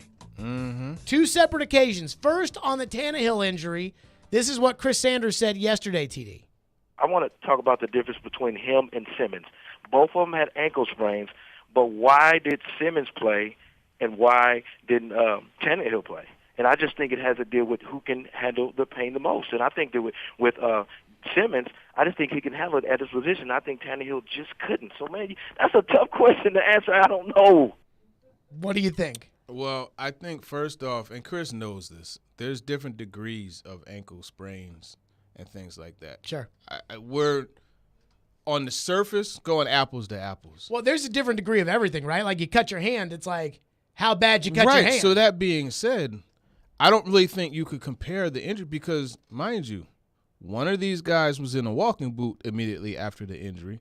One of these guys was in a walking boot, after aggravating the injury. Mm-hmm. And we're talking about Simmons recently. So I can't get down with that one. Tyrone Hill, nah, man.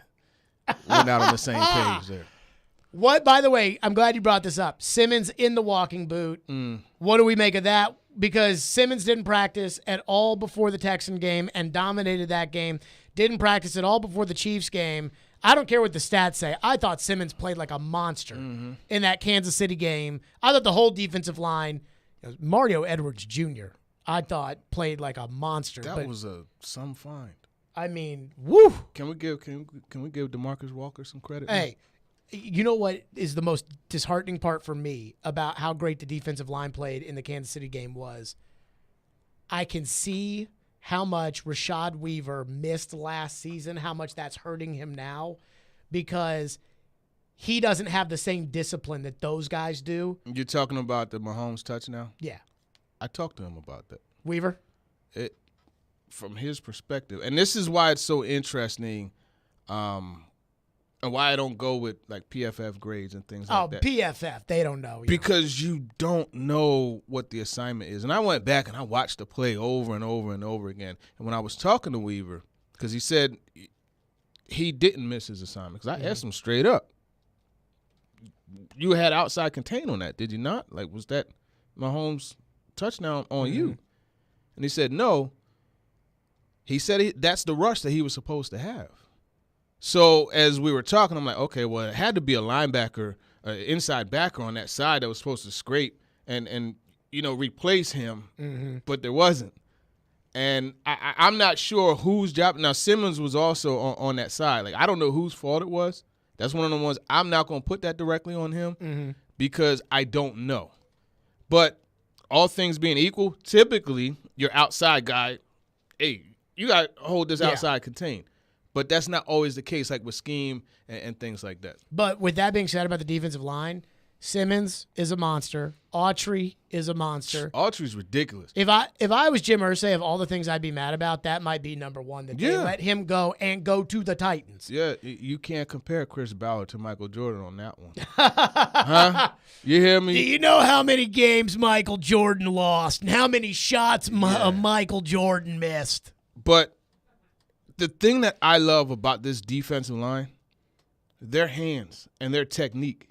It's crazy. It's like, great discipline. These guys, whether it's a cross chop, a rip, whatever it is. And today, I went over and I just watched Coach Williams work with these guys, and just looking at him, just showing them just different things. Like he went through like 3 different moves and set them up. And Puff was there, and we just looked at each other like, dang, like this is a session. And it was really good. Now, I posted some videos on Twitter. And also with Mike Vrabel, I posted a 45-second video of Mike Vrabel and DeMarcus Walker working together on hand-to-hand combat and just learning how to, like, take a man and just turn him. You know what I mean? The way that they do. It was fun to watch. I don't mean to geek out on that, but I just really appreciated the stuff that they do and how that transfers to the game. So and that's why this D-line is so good. So I'm watching the game with my dad Sunday, and the Travis Kelce drop that led to the McCreary interception. Mm-hmm. And I could hear you in my head because what people aren't talking about that play is Nico. Danico Autry Yes. put his hand, and it was in. He matched the quarterback's hand, and it got in Kelce's vision, and that's why Kelce dropped the ball, and McCreary was able to pick it off. He actually tipped it. I asked him after He the touched game. it? He tipped it. Look, here's the thing. Typically, like you're not going to see Travis Kelce drop too many passes. No, not like that. Not like that. But when you're going to catch a football and you're dialed in on it, and even just a fingernail goes on it and it just shifts a little bit, it's hard to catch. See, I thought his hand got right in the vision of Kelce. He hit it. Danico told me himself that he hit it. Danico Autry is awesome. That dude is something special. And they were working the stunts. He and Mario Edwards working the stunts in that game too, man. What I appreciate about the Titans defense so much is how disciplined they are. Mm-hmm. And I don't mean like not getting penalties and things like that. I mean like assignment. When somebody calls when they throw a screen, the Titans never get some guy caught in the wrong spot. And Right. even if it's Dylan Cole or Who's even playing really if well. it's like Schobert or one of those guys, they all are where they're supposed to be. And so that allows them outside of the two Mahomes runs the other night. Yeah. That allows them to not give up the big play. Is because everybody's where they are supposed to be. Mm-hmm. It goes back, and I know you love the Patriots analogies. It goes back to do your job. Yes. That's the bottom line. Each guy has a job to do, and they do it. And when they all do it, the defense looks the way that they do. And then you need a guy like David Long who just kind of cleans up everything in there. Which he had a phenomenal game. A phenomenal on Sunday. game. He's awesome. He's fun to watch, man. He plays. If you picture somebody running out of a building like on fire, that's David Long playing football. You know what I mean? It's fun to watch, man. Now this is the other thing Chris got hot about was the wide receivers. Yeah. You got to remember he's a wide receiver. It sounded like a wide receiver coach sticking up for his receivers. I know what he said. This is what Chris said. And I'm not trying to get all pissed off and everything, but it pisses me off when people look at these receivers and say, oh, they're terrible, and they're only getting one chance a game. Mm-hmm. If they get 4 or 5 opportunities and say, 4 or 5 opportunities, and they drop 4 out of 5, get their behinds out of here. Get out of here because you're not supposed to be in the league. But if you're getting one chance a game and you drop a ball that's a 50-50 ball, and you say he's a terrible receiver, that's garbage. That's nonsense. You need to start look in within and say, you know what? Let me look at the quarterback situation. If he can't throw the ball in the right position, now get his behind out and get somebody else in there. But the one thing he has to do, they need to let him loose. Quit holding his hand, quit saying this, quit saying all that stuff, and let him throw all the route trees. That's what I'm talking about. Don't just put it on the receivers and say, oh, he sucks. I've been through that stuff in 1998. How in the world, when I come in as a rookie in 1995, I don't know why I'm going, in 1995, I make the all-rookie team. I average 23.5 yards a catch. Then all of a sudden we get to 1998 where the quarterback is struggling a little bit, and all of a sudden don't know how to play football. I don't think it's fair to these wide receivers to say that they suck when they're not getting an opportunity. TD? I respect that. And he's right. The receiver position, he's right in this perspective. Receivers have this makeup where you have to get them involved early. Mm-hmm. Some will check out. Even the great Randy Moss has done it. T.O. has done it. Some will check out if you don't get them the ball early. So you have to get them touches. That's why most OCs, like they'll get the early throws, even if it's, okay, yeah, you know what, it was a 3-yard game, but still we got the ball in his hands. He's right from that perspective. But here's the thing. When you get an opportunity, you got to make a play. Yeah, especially if you're Chris Conley. You have to make a play when you get an opportunity. Why? Because that leads to more opportunity. Mm-hmm. How many times have we heard Ryan Tannehill, especially talking about Traylon Burks, how many times have we heard Ryan Tannehill say this? He went up and made that play for me. Yep. That built confidence, and that's going to make me want to go back to him again, period. That's what it is. But then the other thing is you got to look beyond when they're getting looks. As a receiver coach, you're watching your guys run routes. Okay, only got one target, but why? Are my guys getting separation? Are they getting open? Mm-hmm. I told you the stat during the break. 1.53 yards of separation per play, 11 targets. That's the fourth worst in the last 5 years, Jared. That's awful. You know who else this goes on? And that's why I asked Coach Downing about scheme. Mm-hmm. You got to scheme. Like, it's one of those things where you know what you have. Help them out. Help them out. Bunch formation. And Chris and I kind of geeked out on this on talking with TD. Mm-hmm. You know, bunch formation, 0 splits. It naturally creates space. Like, the DBs have to back up outside of the one guy who's on the line. And you could run all types of tiered routes, switch, like you could do so many things. You got to do that. And Coach Downing said that they've built a catalog of plays, but it's time to unleash them. And that's the only way your guys are going to get open right now. That's just the bottom line. Traylon Burks may be back too, so that could help also. But, how has he looked on the practice field? I mean, today he looked good. And yesterday too. He was even – so, you know, you partner up and you got to play DB, and he played DB, you know, was on his toes and backpedaling and did everything. I think he looks like he's good to go. Todd Downing said he was really impressed and proud of the way he stayed in shape and condition. And we know that's an issue. I know that's why you had to look on your face. I just got mad because Vrabel did the same thing. Okay. Gave him credit for that too. Right. You're in the league. That's your job. Listen. I know. Turf toe slowed down the almighty Eddie George. Turf toe ruined Eddie's career. So if you're able to encounter that and still be in shape, he said he started running 2 weeks ago. So, yeah, I mean, you are in the league, but just because you're in the league doesn't mean you're a fripping robot. Mm-hmm. Like, you encounter pain and injury, and you work through it. And I think the fact that he was able to do that, the coaches were impressed with that.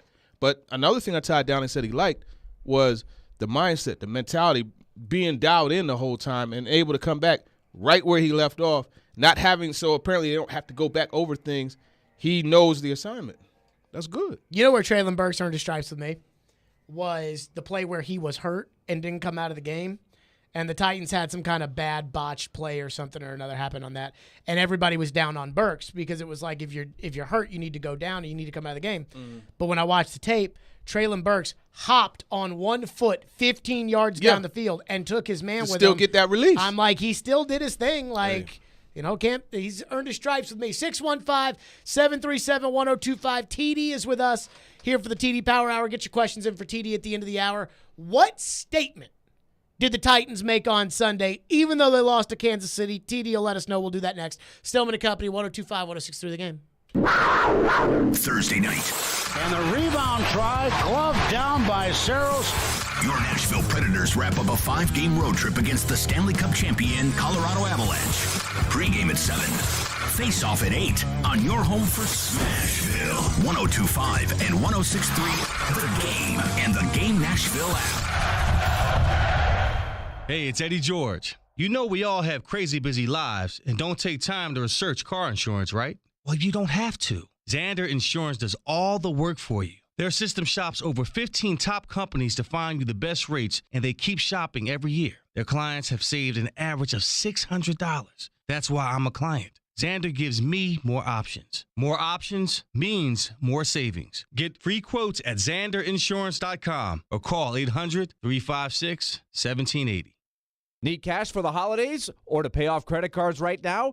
Loan Pronto's all-new Express Equity Line of Credit program is just what you need. This is great. You can keep your low mortgage rate and still get cash out. That's right. You don't have to do a full home refi. You can tap a small portion of the equity you have and enjoy a super low rate. With Loan Pronto's Express Equity Credit Line, you can close in 7 to 10 days, and a $50,000 loan will come your way, and it only costs you around $300 a month. Use that money to pay off whatever bills you have, credit cards, consolidate other debt, or start a home improvement project.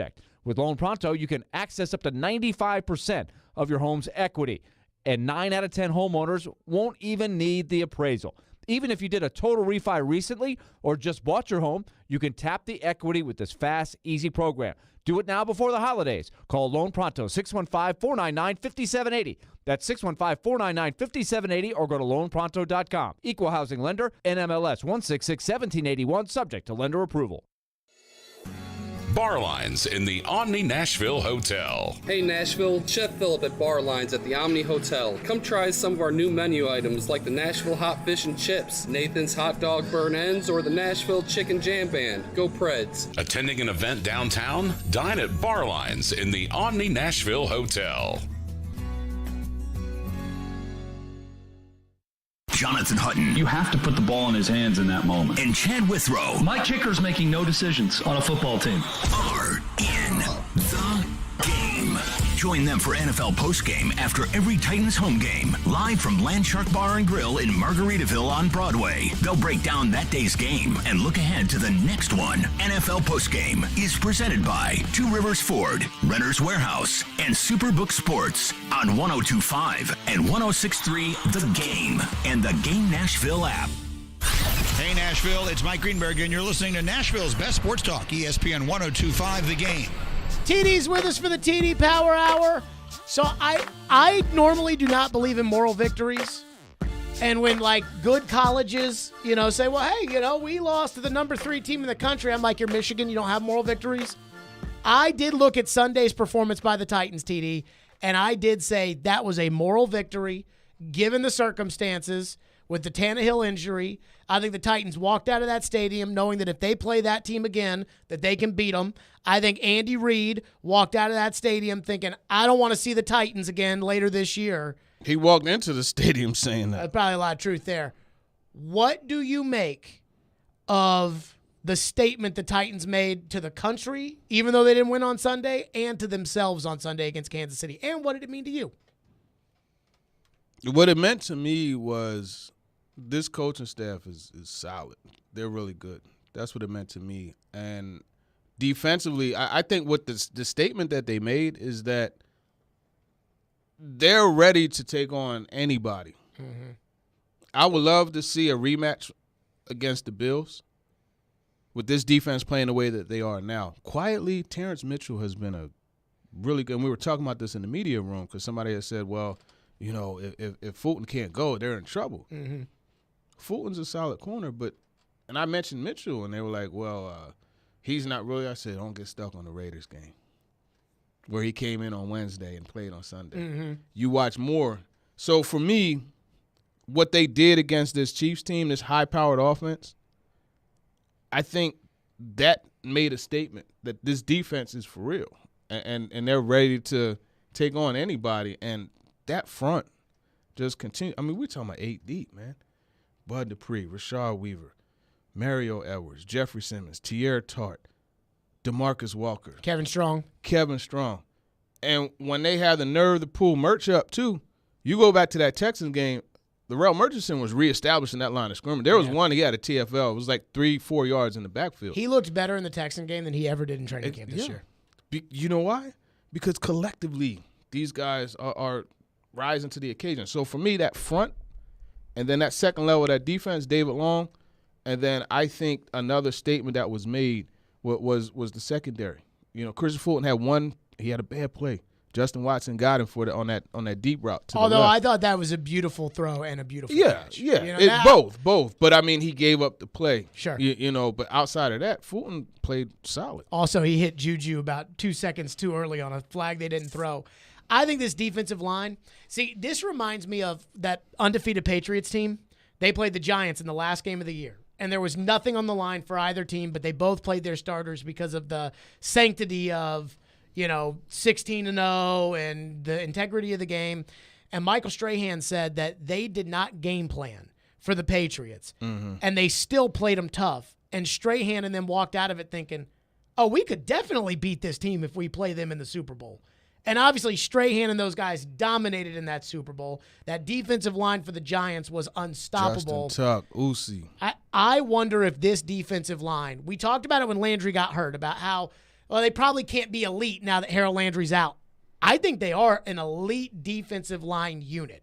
Would I like to have Harold Landry in there? Sure. Yeah, absolutely. That's your closer. That's your Edward Diaz right there. Absolutely. But I still think it's an elite defensive line. I think it is a can win you playoff games defensive line. Yes, and it's funny you mentioned Harold Landry because he had an excellent quote when I asked him about these AFC teams. This was after the Russell Wilson trade. You know, you had the Bengals with Joe Burrow and just everything, like how it became an arms race, right? In the AFC as far as quarterbacks are concerned. I said, well, how are you guys going to, match up to that? And he said, a good pass rush will 9 out of 10 times beat a really good quarterback. Sure. And that's what they got going right now. And even without him, it's like they can lose a guy and still play at that level.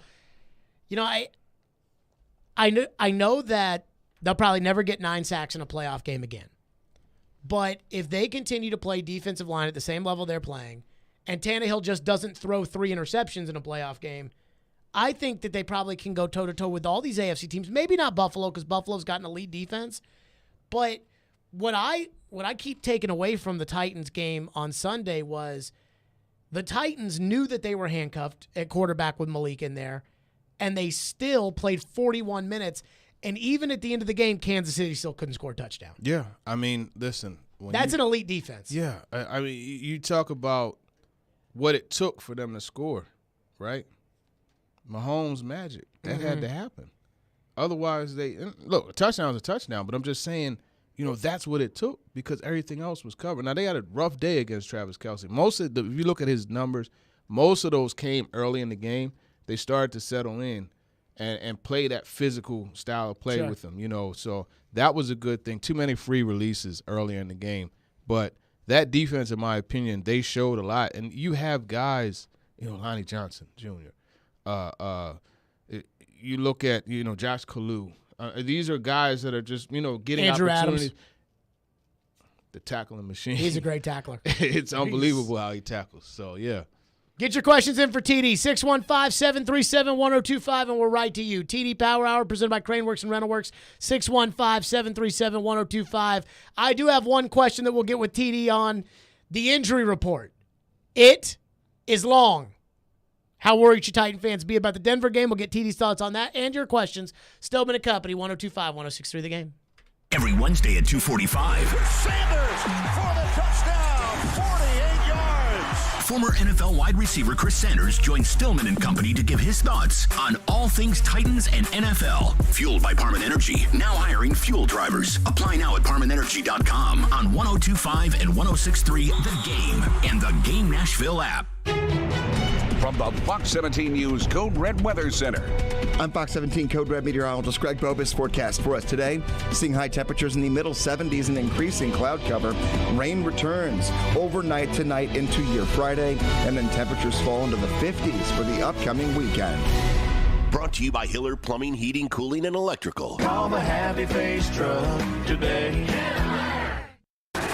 Attention hockey fans, come see Northeastern and Western Michigan face off at this year's Music City Hockey Classic in a matchup of 2 of the NCAA's top 20 ranked college teams. At Bridgestone Arena, Friday, November 25th, 6:30 p.m. Get your tickets today at Ticketmaster.com. Let the puck drop and the excitement begin. Northeastern Huskies versus the Western Michigan Broncos in Nashville, November 25th.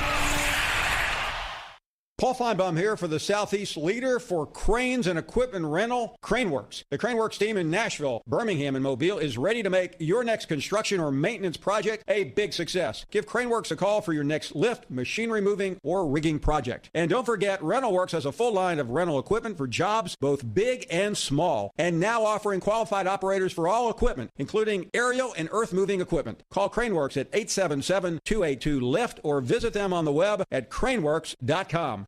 National Playmakers Academy with former Vols Buck Fitzgerald and James Stone, along with former Austin Peay Governor Vic Wright, offer one of the best football developmental organizations in the nation. MPA has over 30 NFL alumni, 800-plus college football scholarship signees, and 25 high school football All-Americans. If you have a student athlete in middle school or high school that is looking for the best football training and college football recruiting help around, contact National Playmakers Academy today, 615-456-2680. Or email april.mpafootball@gmail.com.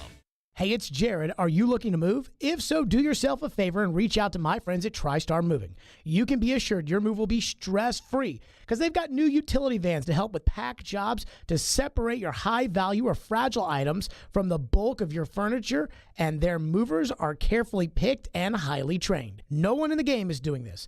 TriStar Moving is raising the standard in the moving industry. When you're ready to move, give them a call. TriStar Moving, 615-640-1219, or online at nationalmoving.org/radio, and tell them Jared Stillman referred you for 10% off. That's TriStar Moving. When joint pains cause you to sit out on everyday activities, it's time to make an appointment with Dr. Matthew Beal at Houston Clinic Orthopedics. Dr. Beal can diagnose your problem and treat the joint pain for both surgical and non-surgical matters. Board certified and fellowship trained, Dr. Beal specializes in hip, knee, joint replacement, and adult joint reconstruction. Visit tn.houston.com to learn more about Dr. Beal and to book an appointment online. Houston Clinic Orthopedics, when experience matters. Blackberry Smoke's Brothers and Sisters Ryman Reunion.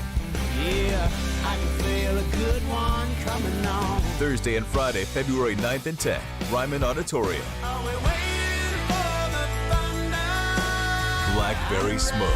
My pony ride out of this one horse town. Tickets on sale this Friday at 11 a.m. at Ryman.com. Sponsored by PNC Bank and Access, proud partners of Ryman Auditorium. Chase McCabe. You get a little fired up for that. Pads start popping. Willie Donick. And you're just thinking, this guy's unbelievable. And Derek Mason. Now I got to run a little bit faster so I don't get hit. Chase, Willie, and D-Mace. Weekdays from 10 to 2 on Nashville's best sports talk, 102.5 and 106.3 The Game and the Game Nashville app. You're listening to Stillman and Company. Presented by TriStar Moving. 102.5 and 106.3 The Game and on the Game Nashville app. Injury report for the Titans is out. It is a textbook. Not practicing today. Zach Cunningham with the elbow injury. Bud Dupree with the hip injury. Amani Hooker with the shoulder injury. Jeffrey Simmons with the ankle injury. Tier Tart's sick. He didn't practice. Josh Thompson, secret good special teamer. He did not practice with the knee. TD, Christian Fulton didn't practice with a hamstring. And Derrick Henry had the day off because he's Derrick Henry. So, how worried should people be about this injury report? Because it's a lot of good names and it's a lot of did not practice on Thursday before the Broncos game.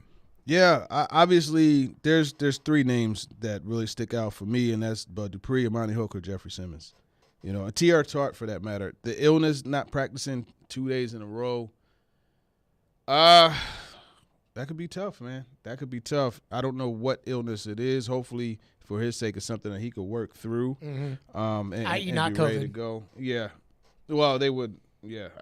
Do you still have to report? I don't remember. No, you don't. But if you have it and you're sick at home, you know, he's not going to walk into the team. Right. Oh, yeah. Of course. I'm gonna peek in tomorrow. I have to remind myself to look at his locker and see if it is just like if his stuff's there, unbothered. You know what I mean? And then but those three names really are the ones. And Zach Cunningham he's a high profile player, like, you know, the addition. But let me tell you something. Dylan Cole is playing well. Yeah. You know, so that's how I look at that.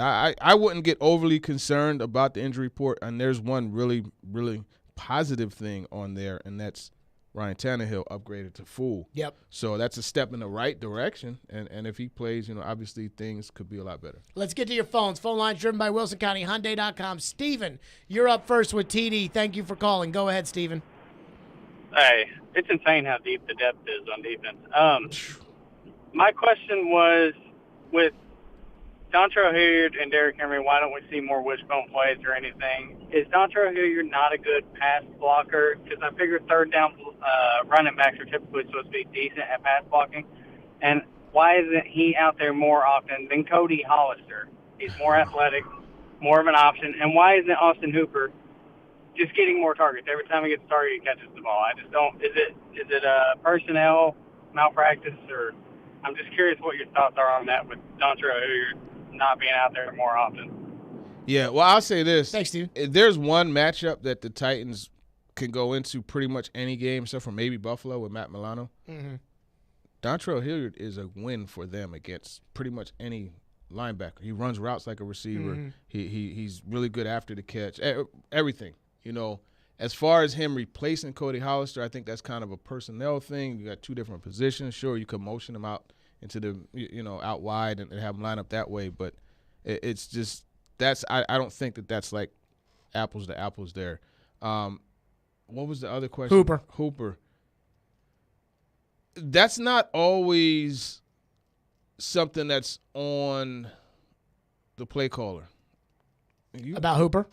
Yeah. I'm starting to like Hooper's game, though. He's definitely taken that step. He's definitely taken that step as far as like showing that he can be a playmaker for them. But it's just sometimes the defense takes away what is designed to happen. I definitely think he should get more targets. It's easy catches, easy opportunities going to the tight end, especially when you have a team like this that has some struggles pass pro. It will be a better opportunity. Fred in Ashland City says, TD, where did Mario Edwards come from? I swear I've never heard that name, and boom, really? He is tearing Patrick Mahomes up. He made a lot of money, I want to say, with the Raiders out of Florida State. Bears. He signed a big deal. I'm looking it up. I think the big deal was with the Bears. He was a first-round pick, though, wasn't he? Out of Florida State? I think it's second round. Let's see what this says. Second round pick. Okay. 35 overall. Sure. So, hey, first round pick essentially. But, yeah, it's funny because, he was there in Jacksonville just kind of chilling on the practice squad, and he came in and had an immediate impact. And the thing that's really cool is 4 sacks in 3 games by Danico Autry. The first 3 games when Edwards came. Got the chemistry from Oakland. The Bash Brothers is what they used to call themselves. I think with him, too, he's got, like, the perfect body for this defense and, like, just the right amount of athleticism and the right amount of strength all at the same time. And you know what's cool? He's not a stand-up edge guy. You know what I mean? But he's still over there working with the outside backers with Shane Crow. Ryan Crow. He looks like a traditional 4-3 D end. Yeah. And but see, the thing also that's pretty interesting, they'll line him up so wide. Like, sometimes he's darn near a slot corner, you know what I mean, where he's lined up. Ben is up next here on with TD. Go ahead, Ben. Hey, how are you guys? What's up, man? What do you think about the Titans trying to make a push to get OBJ just as another option as wide receiver? Good call, Ben. I don't think that's a good marriage. Why? We talk about receivers getting 1 target, right? Well, what did Chris Sanders say earlier about opportunities? Gotta give him opportunities. And what did I say about guys checking out? Man, I think if they bring Odell Beckham Jr. in here, he's that net. He's gonna be fighting in Ryan Stonehouse and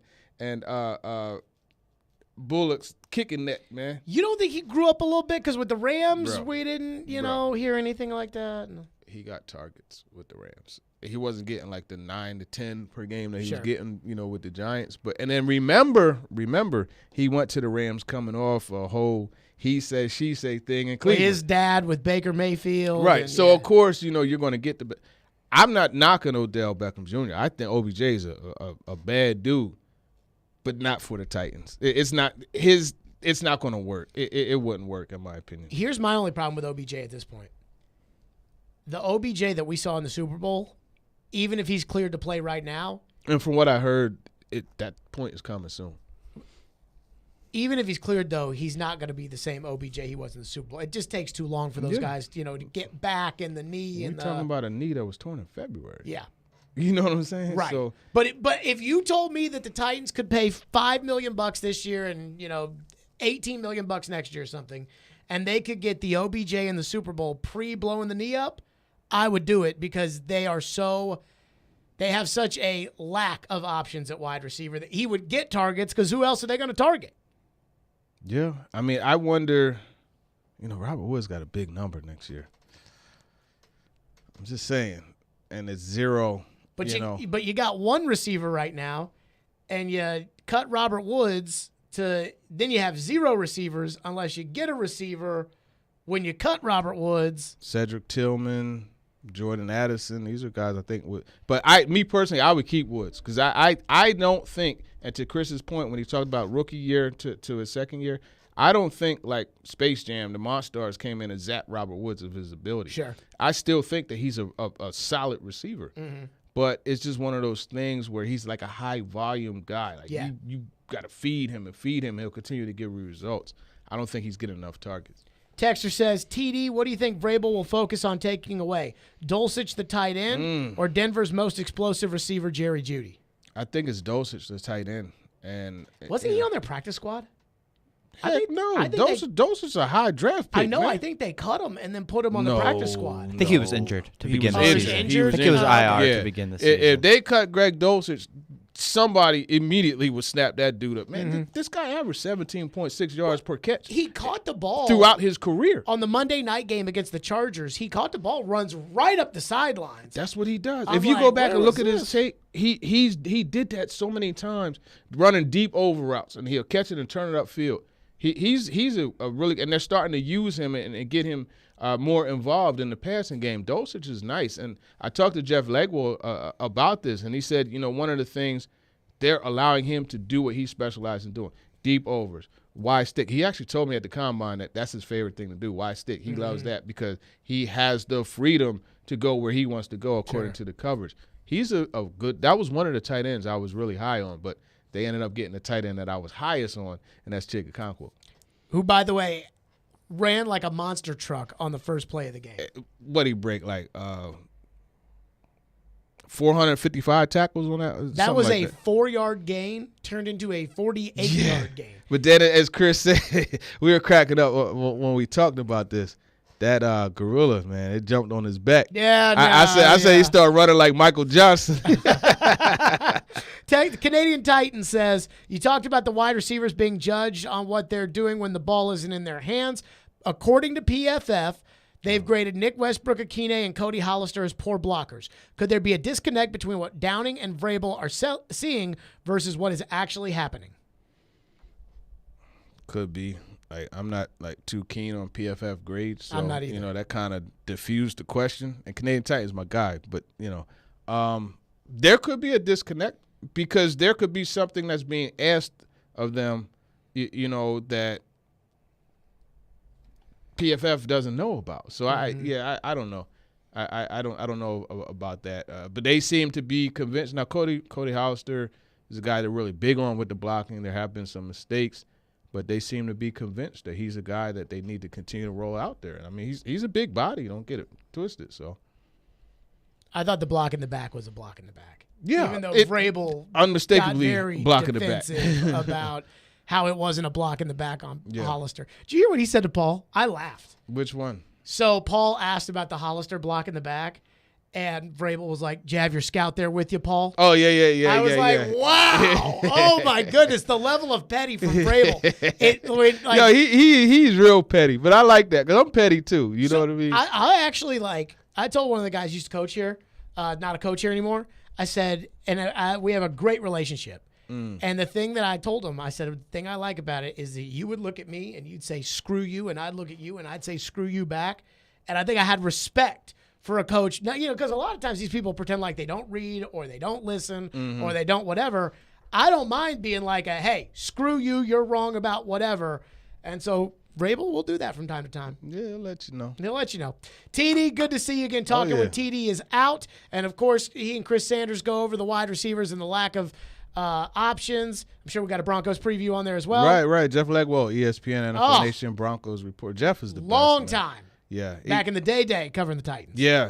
He told me about that. Yeah. He digs deep, man. I respect what he does. We had a good convo there. By the way, we didn't ask anything about this. Russell Wilson, any chance he comes in here and looks like Russell Wilson, or is it just They're on an upswing.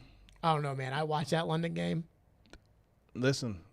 The 2-minute drill he led to win the game was vintage Russ, but other than that, it was. Well, I mean, he's not the same guy as he was in Seattle, but I don't think you're going to see that. But, I mean, he can still play football, and he still dictates how you rush the passer. He dictates. Actually, go in. Shane Bowen had a really good quote about how Wilson's ability to scramble. Because I asked him, I said, not only does he scramble to get gains, but he scrambles backwards to throw the ball for. It's like old school Tecmo Bowl where, you run back, and then you throw the ball down the field. He does that.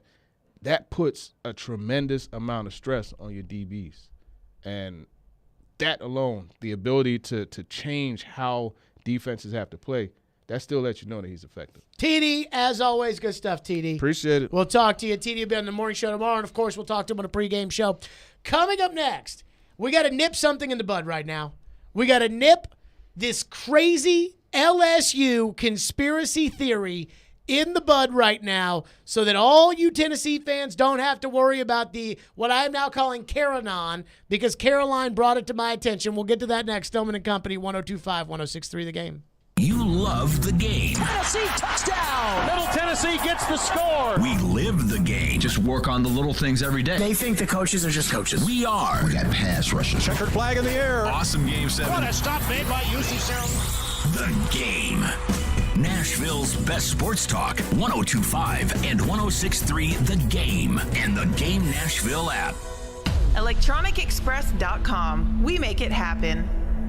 Hey, it's Jared. If you're listening to us on I-24 towards Murfreesboro or I-65 towards Spring Hill, make sure you check out 106.3 for another great way to hear Nashville's best sports talk.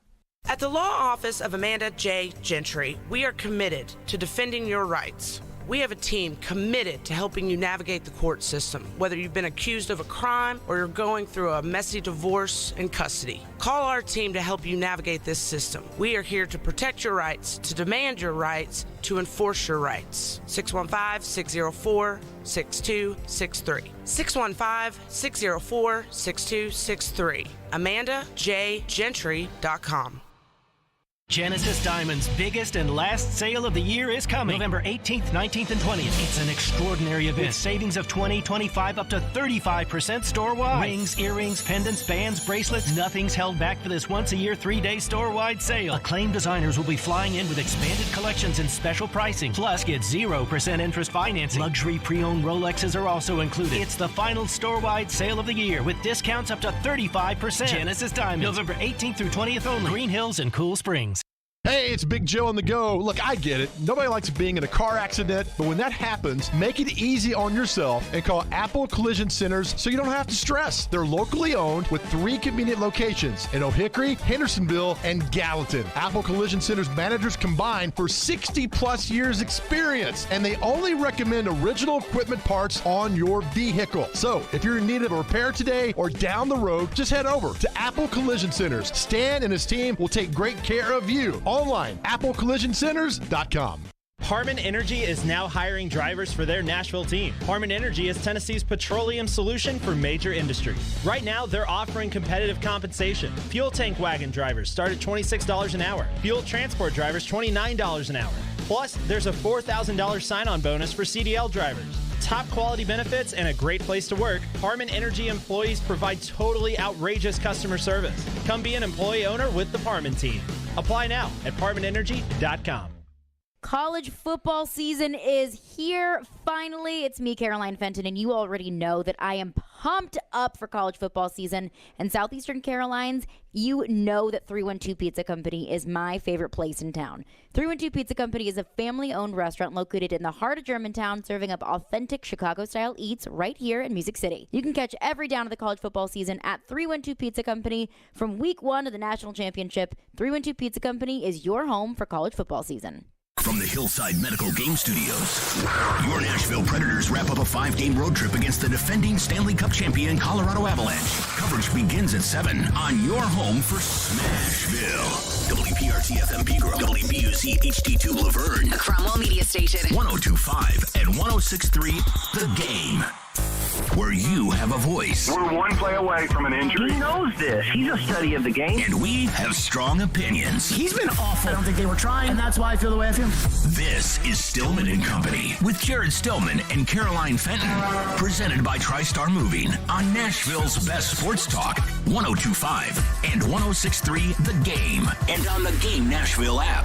Stillman and Company is delivered by TriStar Moving, 102.5, 106.3 The Game, streaming live on Twitter, Twitch, YouTube, and Facebook Live. Thanks to the law offices of Amanda J. Gentry, live from the Hillside Medical Game Studios.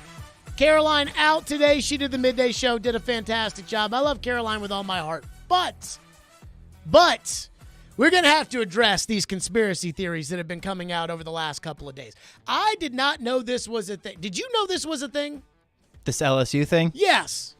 I mean, not until this past week, I guess. So I probably, like most of America, turned on the LSU-Alabama game on Saturday night, especially when it looked like Alabama was going to lose, because anytime Alabama does lose, it's like a monumental moment to turn on the TV to say, oh my God, is Alabama actually going to lose? So I turned it on, and I watched Alabama lose in spite of how good Bryce Young is. I watched them lose, and I saw Robbie Stanley send out a tweet that I thought was the most laughable tweet I had ever seen, in which he said that Tennessee fans should root for Alabama over LSU. And I'm like, what? Because a loss for Alabama gives them 2 losses. LSU's already got 2 losses. They're both eliminated. The end. No more talk. No more nothing. And I didn't even think about it. I don't even consider LSU playoffs. Come on now. I'm like Jim Mora Sr. When I hear people talk about LSU in the playoffs. I'm like, playoffs? What are you talking about? LSU. And apparently this is something that everybody except for me seems to think might be a possibility. That is that LSU wins out. They win the SEC West. They meet the Georgia Bulldogs in the SEC championship game. They beat the Georgia Bulldogs in the SEC championship game. They finish 11-2. And in spite of the fact that they got embarrassed for not being able to play special teams week 1 against Florida State and got smoked at home against Tennessee, that they would get into the college football playoff and Tennessee would be stuck at home. And now, because I think it's been said so much, I think there's probably a lot of Tennessee fans that are now scared of this LSU conspiracy theory. And Joe Rexrode came on yesterday, and he said that there's a good argument to be made for a 2-loss LSU team getting into the college football playoff. And apparently they've been talking about it on ESPN like crazy. Kirk Herbstreit, Heather Dinich, all these people. Caroline said Joey Galloway was talking about it. This, oh my goodness, if this happens, LSU. So I'm just here to I'm just going to put the fire out for Tennessee fans. Number 1, LSU is not going to beat Georgia.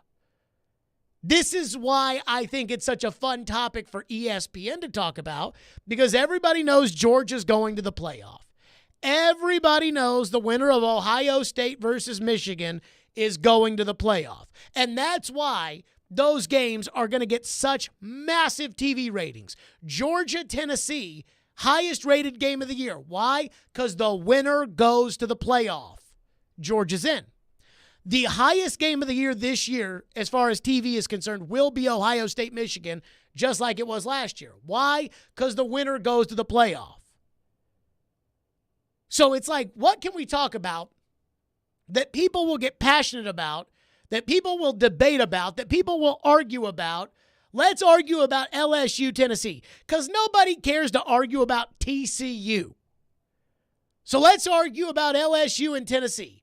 This hypothetical, if they beat the Georgia Bulldogs, when everybody knows they're not going to beat the Georgia Bulldogs in Atlanta in the SEC championship. So that's the first reason to just forget about this wild and crazy conspiracy theory. Number 2, the only thing that matters in college football, as far as the college football playoff is concerned, and this has been consistent, how many times do you lose? That is all that matters. How many times did you lose? Go back, look up whatever year you want. The teams that make the playoff are all no-loss or one-loss teams. They're not even sometimes good no-loss or one-loss teams. Like Washington a handful of years ago. They weren't very good, but they had one loss, and they won the Pac-12. They're in. Alabama loses one game, it feels like, every year, and you never know who that one game is going to be. Sometimes it's A&M. Sometimes it's some random game that they dropped against some random, and it's fine. Every single year, the only thing that matters, how many times have you lost? We've had the college football playoff since 2014, and not one 2-loss team has made it. And there have been 2-loss teams that won their conference championship, like Penn State in 2016, and 1-loss Ohio State got in. Wisconsin Now, they didn't win their conference. They didn't win the Big Ten. They lost the Big Ten championship game to Ohio State. But Wisconsin was 12-1, and they didn't get in 1 year over Alabama. So that's the second thing. There's never been a 2-loss team that's made it to the playoff. The only thing that has ever mattered, ever, is how many losses do you have. And I am convinced they will never go to a 2-loss team over a 1-loss Power 5 team. Number 3, I feel like everybody just conveniently forgets this. Tennessee beat the ever-loving crap out of LSU. We all saw it. It was the national game on ESPN. They kicked off right after College Game Day, and when they kicked the ball off, the guy from LSU fumbled the ball, and Tennessee picked it up, and they scored a touchdown. And then Tennessee came down the field, and they scored again. And then LSU went for it on 4th down, and then Tennessee got the ball, and they came down the field, and they scored again. And then Tennessee scored again. And honestly, I turned the game. I didn't even watch the 4th quarter of that game. I don't even know what happened in the 4th quarter. Tennessee smoked LSU. Smoked them. Tennessee got handled by Georgia on Saturday, but that was a 14-point game in which Tennessee was onside kicking at the end.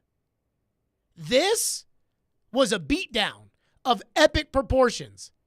And you can't pretend that that didn't happen. So even if LSU beats Georgia, which isn't going to happen, but even if LSU beats Georgia and they win the SEC, they have 2 losses, which in the past the committee has said too bad, and they got smoked by Tennessee. And that leads me to the 4th and final point about why this is so ridiculous. This is just a ridiculous discussion to even consider the idea that LSU, the LSU team that we've seen this season, that LSU should get in over Tennessee. And the 4th reason is nobody, not Las Vegas, not me, not you, not Caroline, not Joe and Robbie, the biggest Tennessee homers on the planet, not any of us think that LSU would actually beat Tennessee.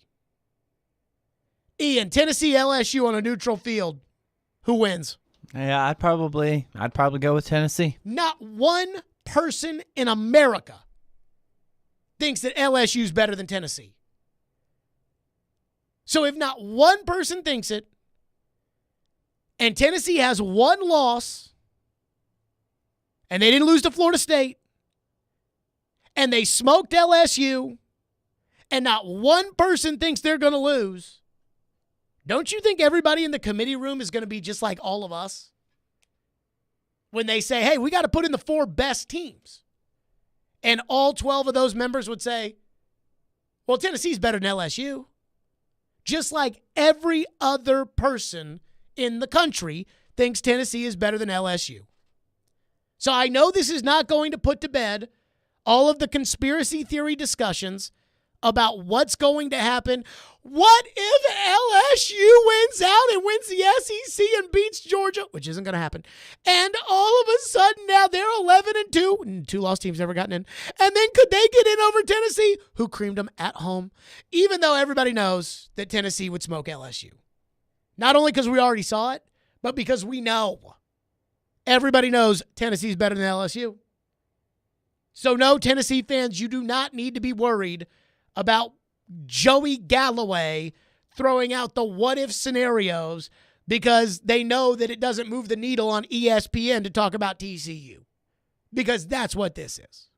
615-737-1025 is our phone number, 615-737-1025. I hope that puts to bed any fear that anybody has at all about this idea that LSU could run the table and get into the playoffs over Tennessee. 615-737-1025. Coming up next, there's other things about the playoff that I don't believe. And I said yesterday that Tennessee fans should go ahead and book their hotels and book their flights because with certain airlines, you can get refundable tickets. You can get refundable tickets, refundable hotel rooms. Go ahead and book them for Atlanta and for Glendale, Arizona, Phoenix, because Tennessee's going. But I guess there is one way in which Tennessee doesn't make the playoff. We'll get to that coming up. FanDuel Sportsbook is my official sportsbook app. That's right. I love the FanDuel Sportsbook app. One of the things I love about betting on the NFL is that you can always find new players or game props that you like. And what's cool about FanDuel Sportsbook is you can combine these props with other bets from the same game to score an even bigger payout, which is perfect for tonight's game. Let me say this. Marcus Mariota, and I am fascinated about Mariota in this game, over rushing yards for Mariota, and I think he's an anytime touchdown scorer, and I'm going to go over rushing yards for Deontay Foreman tonight as well. They can, with FanDuel Sportsbook, same game parlay is just one of the reasons to be a huge, huge bettor. It's easy to use, easy to register, easy to deposit, easy to find your bet. Plus, they've got live bettings and fast withdrawals. So when you win, FanDuel pays you your winnings quickly. There's no feeling like nailing a same game parlay, so lock in your bet today on FanDuel. And right now, new customers get $150 free bets, win or lose, with the promo code JGM. That's promo code JGM. And make every moment more with FanDuel, an official sportsbook partner of the National Football League. 21 and older and present in Tennessee. First online real money wager, only $10 first deposit required. Bonus issue is non-withdrawable free bets that expire 14 days after receipt. Restrictions apply. See terms at sportsbook.fanduel.com. Gambling problem? Call the Tennessee Red Line at 1-800-889-9789. Every Wednesday at noon. No matter the down and distance and no matter the score, they're going to give him the football. Outkick 360's Jonathan Hutton joins Chase, Willie, and D-Mace to talk all things Titans and NFL. I hope that they're not throwing flags simply because the league wants to see more of them. He's got opinions and insights on the two-tone blue. They are not as good at wide receiver and the playmaking department. Catch Hutton every Wednesday at noon. Presented by Blend Bar with Davidoff Cigars and by Edley's Barbecue on 102.5 and 106.3 The Game and the Game Nashville app. Lift it, load it, grade it, grind it, move it, haul it, rig it, dig it, Crane Works, Rental Works, yeah. The big dog's got it. Craneworks is ready to help lift Nashville. As the Southeast's most trusted name in crane and equipment rental for over 30 years, Craneworks offers certified operators to make sure the job is done right. Rentalworks has a diverse fleet of equipment to assist in any project, big or small. From forklifts to carry deck cranes, they have it all. When it's time for your next lift, machinery moving, or rigging project, call Craneworks. Visit craneworks.com. The final matchup of the Tennessee basketball team's 3-game series with Colorado is coming to Nashville. Don't miss the Tennessee Volunteers versus the Colorado Buffaloes at Bridgestone Arena Sunday, November 13th. Be there to witness your Volunteers in action as they look to run their all-time record against Colorado to 5-0. Sunday, November 13th, Bridgestone Arena. Tickets are on sale now at Ticketmaster.com. Presented by Red Cap. Don't miss out on Black Friday deals at Electronic Express. Come into our convenient locations for great deals on all of your favorite brands like Samsung, Whirlpool, LG, Polk Audio, and more. Electronic Express has huge savings in every department: computers, appliances, 4K TVs, housewares, furniture, mattresses, and more. Save up to 40% with up to 36 months free financing. Shop in-store or online at electronicexpress.com and get free express delivery on most items. Electronic Express. We make it happen. Blackberry Smoke's Brothers and Sisters Ryman Reunion. Yeah, I can feel a good one coming on. Thursday and Friday, February 9th and 10th, Ryman Auditorium. Are we waiting for the thunder? Blackberry Smoke. My pony ride out of this one horse town. Tickets on sale this Friday at 11 a.m. at Ryman.com. Sponsored by PNC Bank and Access, proud partners of Ryman Auditorium. The Wendy's $3 breakfast deal is here. Get a bacon or sausage, egg, and Swiss croissant, plus a small seasoned potatoes. That's a better breakfast for just $3 in 3 easy steps. 1, wake up. 2, get out of bed. And 3, head to Wendy's for your $3 breakfast deal. Choose wisely. Choose Wendy's $3 breakfast deal. Limited time only. Participating U.S. Wendy's during breakfast hours. Select a request $3 breakfast deal in order to obtain discount. Not valid for a la carte or combos orders. Price and participation may vary in Alaska and Hawaii. It's on. It's happening.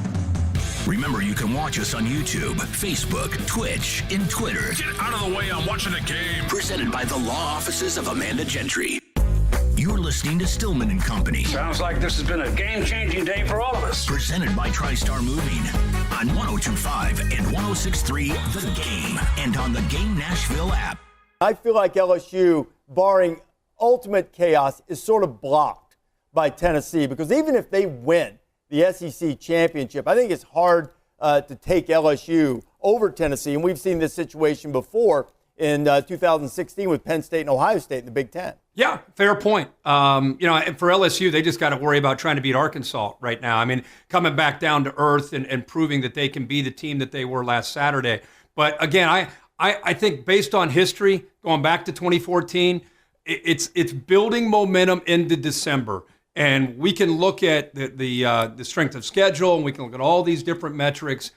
Greg, to me, at the end of the day, the biggest thing that I've seen give teams a push across the finish line, especially when there's that cluster, it's who do you not want to be on the field with? Who would you not want to play? I think based on momentum of the last 3, 4, 5 weeks of the season. And what Larice is saying is fair. I mean, that would give Tennessee a trump card with that head-to-head battle. But style points are going to matter, whether we like that or not, down these last stretch of the season. No, they do not. That was Kirk Herbstreit right there on ESPN. And Tennessee is not going to get jumped. Even if LSU runs the table, Tennessee is not going to get jumped by LSU. Number one, it's not going to happen because they're going to lose to Georgia. Number two, Tennessee already smoked LSU at LSU, and everybody saw the game. Number three, everybody already knows that Tennessee is better than LSU, and everybody would pick Tennessee over LSU. And number four, and more importantly, no time in the history of the playoff a team has ever gotten in. Since 2014, no team has ever gotten in with more than with more than one loss, with 2 or more losses. LSU's already got 2. Now, I look at your text line, phone lines driven by WilsonCountyHonda.com, and multiple people have said, oh, Jared, this team would be an SEC champion because the SEC champion has never not gotten into the college football playoff. And I heard Joe Rexrode make a similar argument on Jared versus Joe yesterday that, yes, while a 2-loss team has never gotten in, an SEC champion has never not gotten in. That's because the SEC champion has never had 2 losses. But guess what? 2-loss Pac-12 champions haven't gotten in. 2-loss Big Ten champion Penn State did not get in, even though they beat Ohio State earlier in the season, and Ohio State made the playoff. No 2-loss team has ever gotten in. And if an SEC team, an SEC champion, lost 2 games, and there was no other 2-loss team to pick from, then guess what?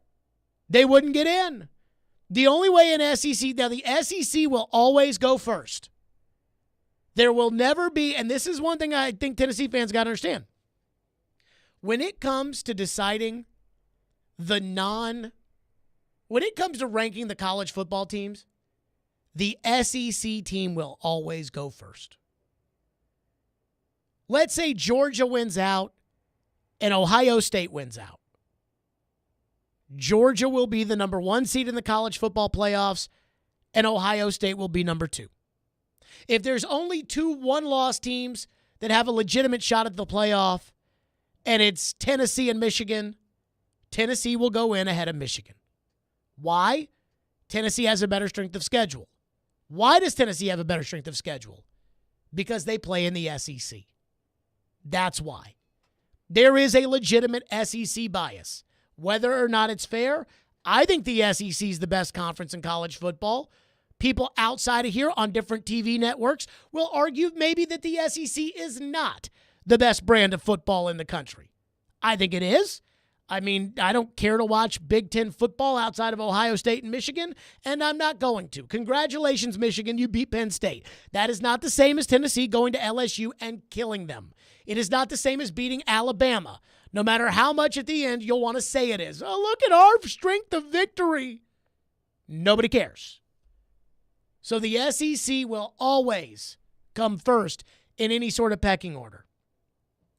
Texter says, I agree with everything you're saying, Jared. The only thing that would give me pause is the fact that LSU would be the SEC champ, and I can't envision the SEC champ being left out. I think what happened was in 2014 when it came down to Baylor, TCU, and Ohio State. And Ohio State had by far the worst loss, losing to Virginia Tech early in the season. I believe Baylor lost to TCU, and TCU lost, I think, to a high-ranked team or something like that. And the Big 12 at the time did not have a championship game because the Big 12, they even ran commercials where they talked about the Big 12, one true champion, because everybody played each other. So it was like, everybody plays everybody in our conference, so we'll know who the winner is, and we won't have a conference championship game. Well, then Ohio State beat Wisconsin 70-0 in the championship game, and they put Ohio State into the college football playoff when they were lumped in together. And the committee, because they needed a convenient excuse to put the higher-rated, probably better Ohio State team in, said, well, they won their conference championship, so now it matters. So because that happened the first time, people have this belief that winning a conference championship really, truly matters to the committee. And while I think it matters a little bit, I don't think it matters to erase the loss to Florida State that happened. To erase the loss to Tennessee, in which Tennessee absolutely abolished, just crushed LSU. We had someone call in and said that this is a new LSU team, that it wouldn't be the same situation again if they played the Vols and LSU. So I'm glad you say that, because that takes me to the team that I actually would be worried about if I was Tennessee. Now, I do not think that TCU is going to go undefeated. In fact, I think TCU is probably going to lose this week to Texas.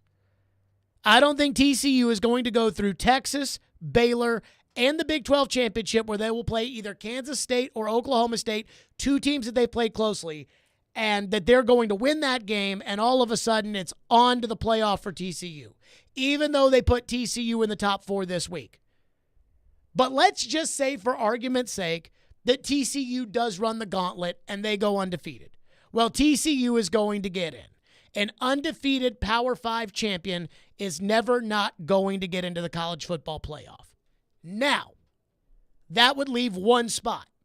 Georgia, Ohio State, Michigan winner, TCU. One spot. And it would come down to 11-1 Tennessee and 12-1 Oregon. And I do believe that Oregon will win out and will win the Pac-12 and will be 12-1. It's amazing how Oregon has been killing people since they got stoned by Georgia week 1. Now, that being said, I don't think people forgot what happened in week 1. And you can tell me it's a different LSU team and that Brian Kelly is some miracle worker who's earning his $10 million paycheck and has turned LSU from an unwatchable special teams disaster into a bona fide national contender, which I don't believe, but you can make that case and say it's a different team. But can't you say the same thing for Danny Lanning in Oregon? Can't you say, yeah, that was their first game with a new coach and a new quarterback, and they played the best team in the country, and it was basically a road game because it was Georgia in Atlanta, so that doesn't count. And that's why I don't think they eliminate that first game. It counts. LSU lost in New Orleans. It counts. But I do wonder, would the committee, in this hypothetical situation where TCU wins out, would the committee put a conference champion Oregon in over a Tennessee team who only lost by 2 touchdowns to Georgia? We're talking about the difference. I believe it's 32, 34 points. I think it's 32 points. The difference between the losses. Tennessee lost by 32 less points to Georgia than Oregon did. Would a conference championship and a 12th win be enough to put Oregon ahead of Tennessee? And I'm going to say no, but that's just my opinion. I don't know what the opinion of the committee would be. But that's the one instance where I think there's a fair argument that somehow Tennessee could miss the playoff. But again, I don't see TCU going undefeated. And I also think, just like I said with LSU and Tennessee, where even if LSU were to go undefeated the rest of the way, and they were to beat Georgia, and they were to win all these games in a row, and they were to be the SEC champion, that we'd be sitting around the table, the 12 committee members, and we say, who's better, Tennessee or LSU? If Tennessee and LSU played, who would win? And we'd go around the table, and everybody would pick Tennessee. If we sat around the table and we said Oregon, 12-1, lost to Georgia. Tennessee, 11-1, lost to Georgia. Tennessee lost by 32 less points than Oregon did. Oregon versus Tennessee, who would win? I think we'd all pick Tennessee. But that's the only case where I could see Tennessee not getting in.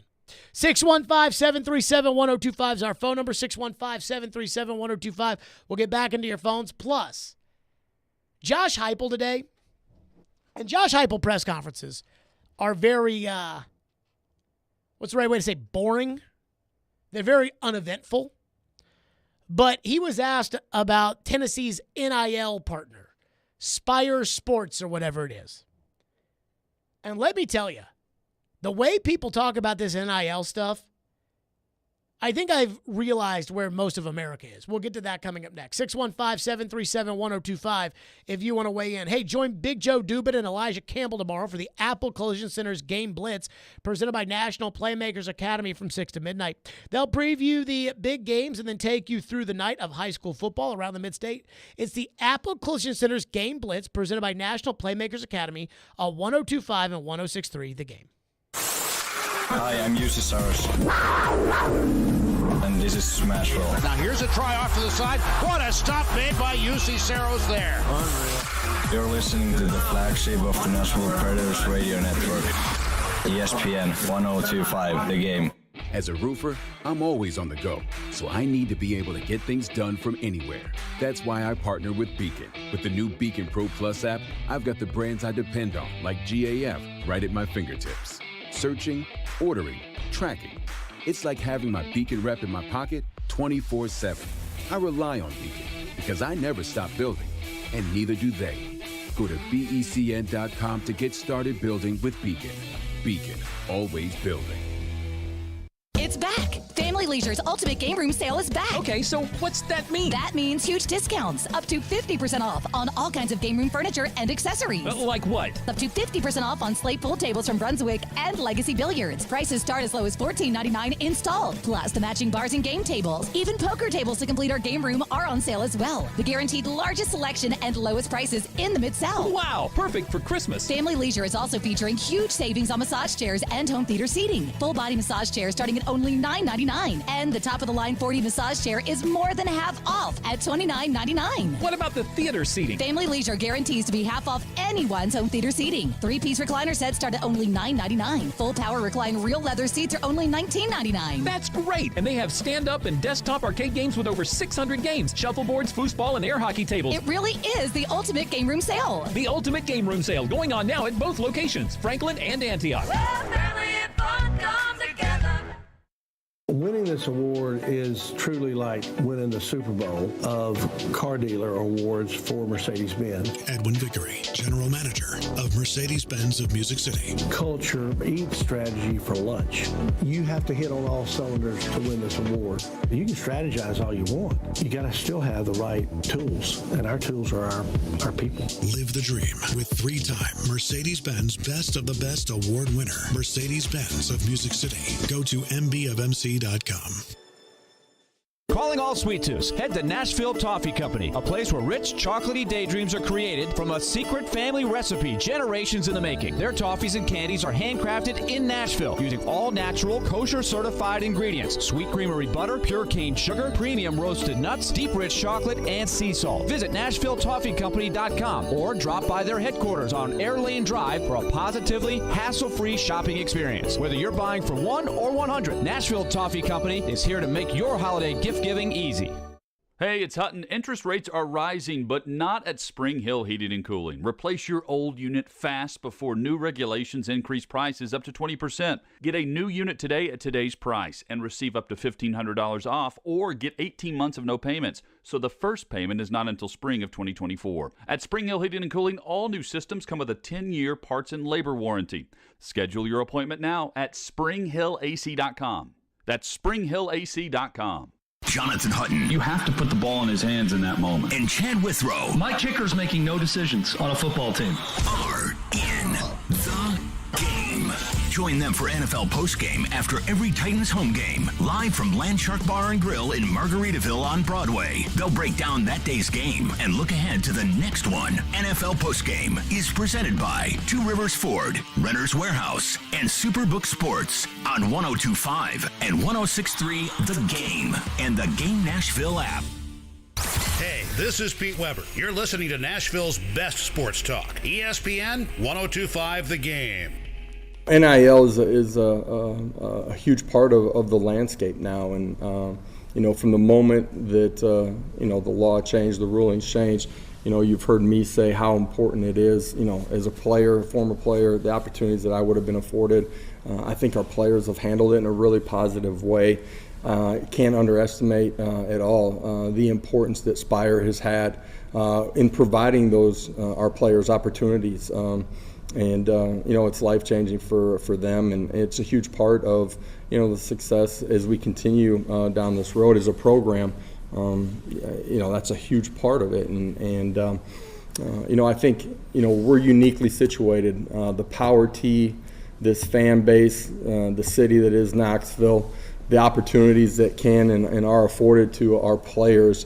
To me, this is the number one destination when it comes to NIL opportunities, and you can see it, as we've grown as a program, the power and opportunities that have been provided with our current roster here, and how they've had an opportunity to grow, their image, and Spire Sports, their ability to help our players, what they've been able to do, but what they will continue to do. That's a huge part of the success, and they've done a phenomenal job. That was Josh Heupel talking about their NIL collective, Spire Sports, whatever the hell you want to call it. And so people on Twitter today were like, yeah, NIL at Tennessee, let's go, baby. And I'm like, I have two thoughts on this. First off, nobody cares about your NIL money except for you. So I see that some of these athletic directors are now telling the boosters, hey, don't donate to the school because we don't need a water slide in the locker room anymore. Our players don't care about that.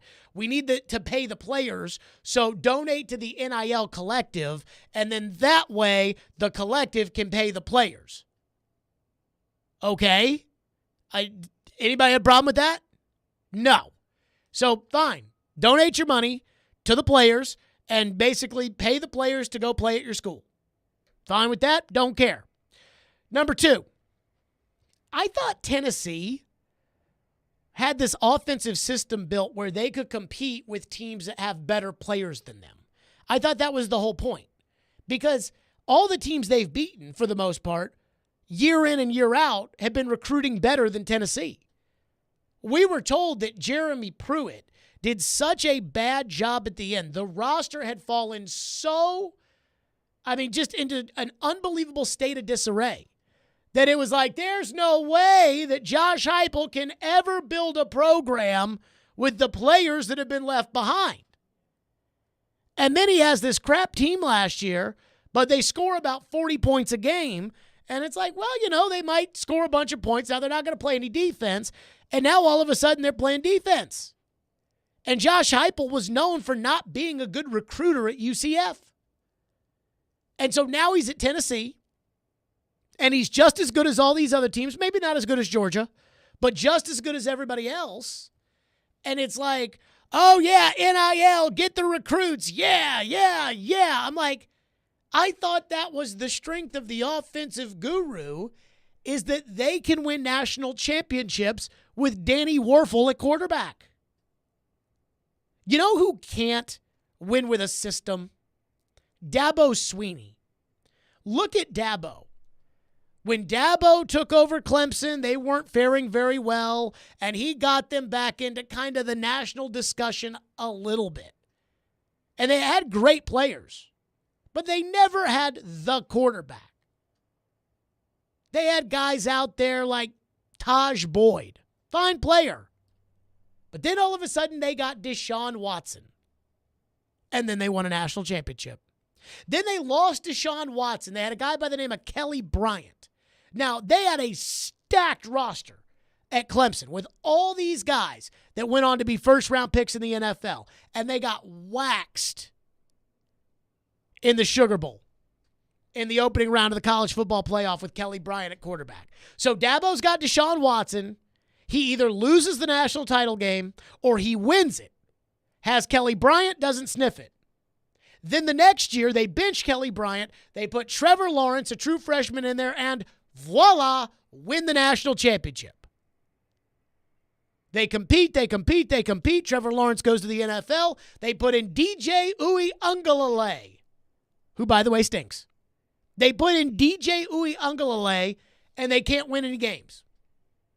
Why? Because Dabo Swinney has to have the best quarterback. And if he doesn't have the best quarterback, he's not going to win. Josh Heupel's not that way. This is just my opinion, but I think that Hendon Hooker is a product of Josh Heupel more than it is that Josh Heupel's success is a product of Hendon Hooker. And that's why when we hear these Mel Kiper Jr.'s and the Todd McShays and the draft gurus talk about Hendon Hooker, they're very hesitant to say that they draft him in the first round, and they never put him up there at the top of the first round. So, I mean, it's great that Tennessee has got some NIL money. Like, good for you. But, one, nobody cares about your NIL money. And number two, and probably more important, I thought Josh Heupel was supposed to be able to have the scheme so good that he wins with lesser players. Unless I'm really supposed to believe Mel Kiper Jr.'s latest big board that has Jalen Hyatt ahead of Jackson Smith and Jigba. 615-737-1025 is our phone number. Let's add that to the table. And I do want to say this one more time about NIL money. It drives me insane when I hear college fans talk about their school's NIL money. It's become the new fantasy football team. I don't care about your fantasy football team. Well, I don't know who to start this week. I've got Joe Flacco on the road or Andy Dalton at home. Who do I start? I don't care who you start on your fantasy team. Nobody cares about your fantasy team. And all these colleges out there about our NIL money. What was it Josh Heupel said in that cut? We think that our NIL is the best. Nobody cares. Just pay the players, get them to campus. None of us care. The only time we ever cared about paying the players was when you weren't supposed to do it and could get in serious trouble for doing it. Then we cared because then it was like, oh man, if they do this, they're going to get busted and the coach is going to get fired and they're not going to be able to play in a bowl game and they're going to have to give back that Final Four and that's it. Now that you can pay the players, nobody cares that John Calipari's player, Oscar Tshiebwe at Kentucky, is driving a Ferrari. Nobody cares. 615-737-1025 is our phone number if you want to weigh in. Matt texts into the text line and says that anyone who watched Tennessee versus Georgia knows it was a beatdown. Georgia called off the dogs and could have easily beat Tennessee by 30, except that they didn't. And I'm not one to believe that game control matters that much, except when it is a direct comparison between Oregon and Tennessee, and they both lost to Georgia. The Georgia game with Oregon was in Atlanta, but that's practically a home game. The Tennessee game was in Athens, and Tennessee lost by 32 less points. That matters when it is a direct comparison. That matters. Even if you think that Tennessee could have blown them out. Texter texts into the text line and says, Jared, when Alabama has gotten in with one loss, it's been when the West is loaded. So this year the East is loaded, and the same thing is going to happen so Tennessee gets in. I agree. The only thing that keeps them out is TCU going undefeated, which I don't think is going to happen, and the committee deciding to put Oregon in if Oregon runs the table, which, again, I'm not sure is going to happen, but it might, and they decided to put Oregon in over Tennessee because they won their conference championship, even though they both lost to Georgia, and Oregon lost by a lot more. Hey, hang out with Caroline Fenton this Saturday morning at 10 a.m. on 102.5, 106.3 The Game as she previews the SEC football slate with Southeastern Carolines, presented by 312 Pizza Company in Germantown. She'll give you her picks of the day and get you set before kickoff around the South. So does Caroline not get people set for kickoff around the country? Do they just leave out all the other? The rest of it? Are they like, no Pac-12 talk on this show? I think she focused mostly on the SEC. I know, but it says it gets you ready for kickoff around the South. What about kickoff around the West? Well, I mean, they don't usually kick off at 11, right? Well, isn't Caroline one of these big, like, college football's a national sport people? She actually enjoys college football, unlike you, yes. I like college football. Are you? No, I'm just kidding. Yes. You know what channel I had to find the Notre Dame-Clemson game on Saturday night? It was on NBC, I believe. So that's TV, but I was listening to it on the radio. Oh. So like SiriusXM has like every sporting event, basically. Yeah, especially if you use the app. But. So, and that's one thing that, they really want people using the app. Well, the thing about the app is you can just search whatever and it just comes up. So I put Notre Dame Clemson in there. It was on the Catholic channel. Wow. I didn't know they had a channel like that. I don't know what other shows are on the Catholic channel, but I did get my Notre Dame Clemson game on that one. So I'm a big college football guy now. Plus, Louisville got good at it again, so I'm kind of... Although I heard they had a rough hoops game last night. Louisville? Yeah. Well, yeah, but we're supposed to be, but new coach. We'll be fine. 615-737-1025 is our phone number, 615-737-1025. I am fired up for Marcus Mariota's return to Thursday Night Football tonight. And I will tell you what my favorite part about Marcus in this Thursday night game is, because there is one thing in particular that is a big deal to me. We'll get to that next. Stillman and Company, 102.5, 106.3 The Game. College football. Touchdown, Georgia. Nice catch and move by Holden. Touchdown. Lives here. Don't miss every exciting play each Saturday. Into the end zone. Touchdown to the freshman, Dane Key. It's all presented by Twin Peaks, your home of 20-degree drafts and wall-to-wall sports, and by Superbook Sports on 102.5 and 106.3 The Game and the Game Nashville app. From the Fox 17 News Code Red Weather Center. Showers and isolated storms move in tonight, but most of the rain should be out of Nashville by late in the morning. More rain moves in late Friday and Saturday morning, and then we're getting much colder for the weekend with high temperatures dropping to the upper 40s. For Fox 17, I'm meteorologist Brett Luna. This weather report brought to you by Hiller Plumbing, Heating, Cooling, and Electrical. Call the Happy Face Truck today. Calling all sweet tooths. Head to Nashville Toffee Company, a place where rich chocolatey daydreams are created from a secret family recipe generations in the making. Their toffees and candies are handcrafted in Nashville using all natural kosher certified ingredients. Sweet creamery, butter, pure cane sugar, premium roasted nuts, deep rich chocolate, and sea salt. Visit NashvilleToffeeCompany.com or drop by their headquarters on Air Lane Drive for a positively hassle-free shopping experience. Whether you are buying for 1 or 100, Nashville Toffee Company is here to make your holiday gift giving easy.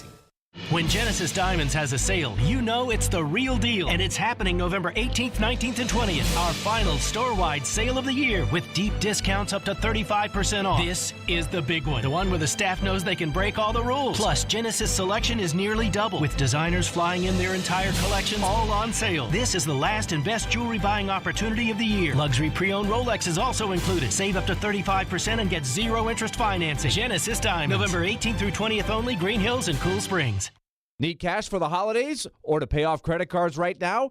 Loan Pronto's all-new Express Equity Line of Credit program is just what you need. This is great. You can keep your low mortgage rate and still get cash out. That's right. You don't have to do a full home refi. You can tap a small portion of the equity you have and enjoy a super low rate. With Loan Pronto's Express Equity Credit Line, you can close in 7 to 10 days, and a $50,000 loan will come your way, and it only costs you around $300 a month. Use that money to pay off whatever bills you have, credit cards, consolidate other debt, or start a home improvement project. With Loan Pronto, you can access up to 95% of your home's equity, and 9 out of 10 homeowners won't even need the appraisal. Even if you did a total refi recently or just bought your home, you can tap the equity with this fast, easy program. Do it now before the holidays. Call Loan Pronto, 615-499-5780. That's 615-499-5780, or go to loanpronto.com. Equal housing lender, NMLS 1661781, subject to lender approval. This segment of ESPN 102.5 The Game is brought to you by Train Heating and Cooling Systems. Tested, retested, engineered, and re-engineered to keep up with you. We run together. Visit traininfo.com to find your local independent train dealer. Traininfo.com. It's hard to stop a train. Rock and country music's hardest hitters join forces. Five Finger Death Punch. Brantley Gilbert. With special guest Corey Marks. This Wednesday, Bridgestone Arena. I'm a son of the dirty South. On sale now at LiveNation.com. Five Finger Death Punch's new album, Afterlife, out now. Five Finger Death Punch and Brantley Gilbert, live. Informative. They played a lot of power play time together back in the day. Insightful. It's a great addition to this team. And just three guys being dudes. On the sideline in shorts and a t-shirt. Hanging out, watching the game. Chase, Willie, and D-Mace. Weekdays from 10 to 2. No such thing as bad press. On Nashville's best sports talk, 102.5 and 106.3 The Game and the Game Nashville app. You're listening to Stillman and Company. Presented by TriStar Moving. 102.5 and 106.3 The Game and on the Game Nashville app. Marcus, how's the preparation going for the Panthers here? Short week. Familiar opponent. No doubt. It does help that we played, 10 days ago or whatever it was. It helps that it is a short week. It's been great. I think our guys are locked in, and we're excited about the challenge on Thursday. Marcus Mariota, Thursday Night Football tonight. Marcus going to be on national TV. Does Amazon count as national TV? I don't think so. I mean, technically, I thought national TV is like over the air, right? Like ABC, but like ESPN's a national TV game if you're on Monday Night Football. I guess technically that's true. Okay, Marcus Mariota returns to national TV tonight on Thursday Night Football. The Falcons and the Panthers. I don't know if anybody else is excited about it, but I am. But I was on ESPN this morning just kind of scrolling around, and they had, they always preview the games, and they have two articles. Baker at the brink, how Mayfield lost his way and why his NFL future is murky. Then right beneath it, it says how Marcus Mariota has helped the Falcons become a playoff contender. So those are the two ESPN headlines leading into tonight's Thursday Night Football game. Baker Mayfield and his NFL career on the brink, and Marcus Mariota has turned the Falcons into a playoff contender. And let me just be honest. I am a huge Marcus Mariota fan. I think Marcus Mariota is a good man. I think he's a great guy. I had a pretty good relationship with Marcus. I hope nothing but the best for Marcus. Baker Mayfield has more talent than Marcus Mariota.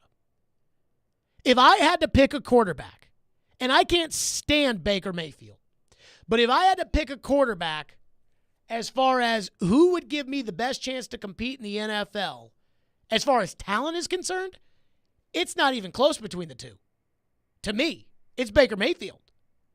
And again, I believed in Marcus for a long time, and I'm a big Marcus supporter. And I hope Marcus goes out there and kicks Baker Mayfield's ass today. But it's Baker. I'd rather have Baker than Marcus. But here's why Baker Mayfield is 30th in quarterback rating this season, just ahead of Joe Flacco. And Marcus Mariota is 14th, 2 spots ahead of Aaron Rodgers and 1 spot ahead of Kirk Cousins. Because Marcus thinks clearly and Baker does not. When the Cleveland Browns decided they were going to flirt with Deshaun Watson, Baker Mayfield put it out there on Instagram and Twitter and everything else and said, "Goodbye, Cleveland. I'm done with this organization." When the Tennessee Titans benched Marcus Mariota, I talked to him that day. Marcus was cool with it. He wasn't happy, but he knew. Baker, I'm leaving. I'm done with this place. Forget about it. So the Browns trade for Deshaun Watson, and Baker wants out. Pittsburgh didn't have a quarterback at the time. Indianapolis didn't have a quarterback at the time. Nobody knew that Geno Smith was going to be this great in Seattle. All these things happened. And nobody wanted Baker Mayfield. Carolina decided to take Baker Mayfield over Sam Darnold, who stinks. They decided to take Baker Mayfield, but it was like, yeah, we'll take him, but you have to take half the money, and Baker has to take a pay cut, and we're not even going to give you that good of a pick. Okay, deal. And I kept saying at the time, why would Baker leave Cleveland? Why would Baker leave Cleveland? They don't have a quarterback. At the time, we thought Deshaun Watson was going to be suspended for the whole year. Go to Cleveland, where they've got a decent team, run the offense, mind your P's and Q's, have a good season, and go out into free agency where everybody looking for a quarterback will write you a big fat check. And you know it's not going to be Cleveland because they gave Deshaun Watson $260 million or whatever it was. Why not do that? And Baker couldn't do it. His pride got in the way. Marcus doesn't have that pride. Marcus didn't feel that way when he got benched. He didn't turn his back to the Titans and say, screw you guys. No, he took it like a pro. Then he was a free agent. He backed up Derek Carr, who's not even a great quarterback. He backed up Derek Carr for 2 years.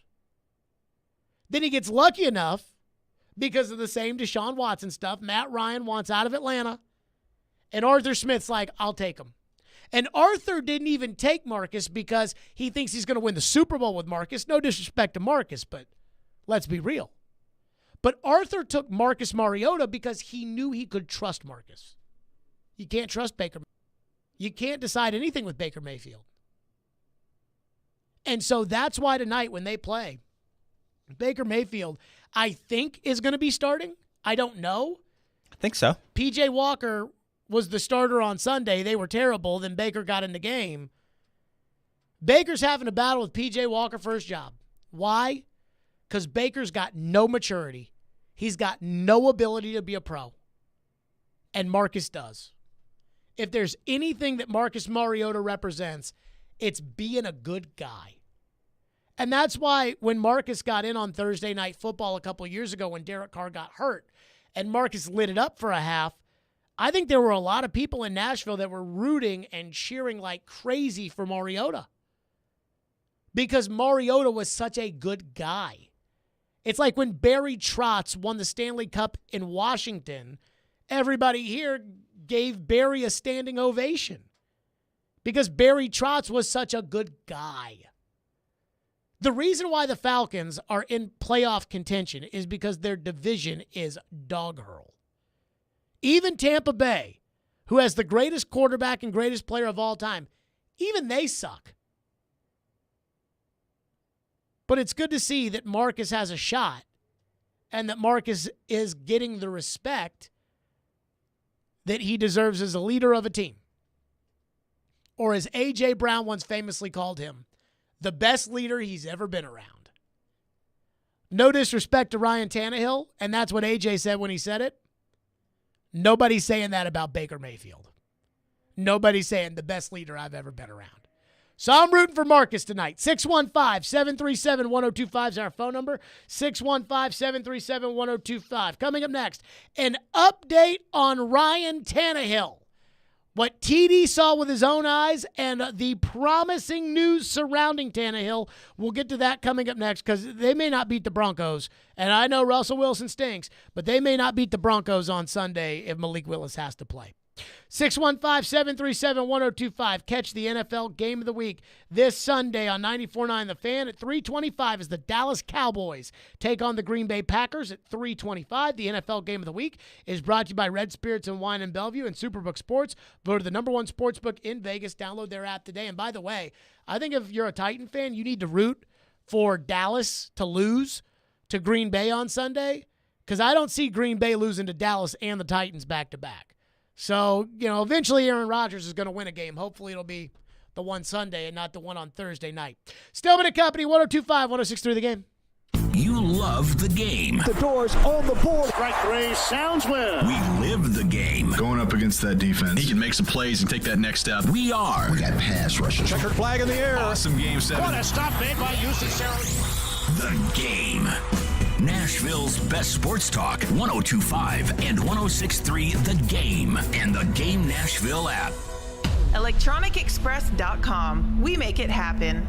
In 1972, a Nashville family business story began when Bill and Beverly Finley founded Volunteer Hose and Gasket. 3 generations have grown the business into the local industry leader supplying just about anything to anybody, from the largest of contractors to your neighbor that mows his own yard. Over 1 million items in stock: belts, belting accessories, gaskets, gauges, hose fittings, hydraulics, industrial hoses, lubricants, sealing products, tubing, fire protection, and more. All at volunteerhose.net. If Volunteer Hose and Gasket doesn't have it, then you probably don't need it. Call them at 615-242-0461. 2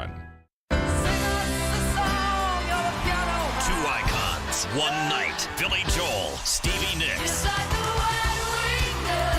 Friday, May 19th, Nissan Stadium.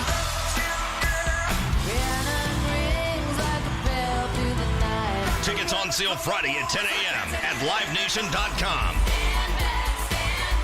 Together in Nashville for the first time ever.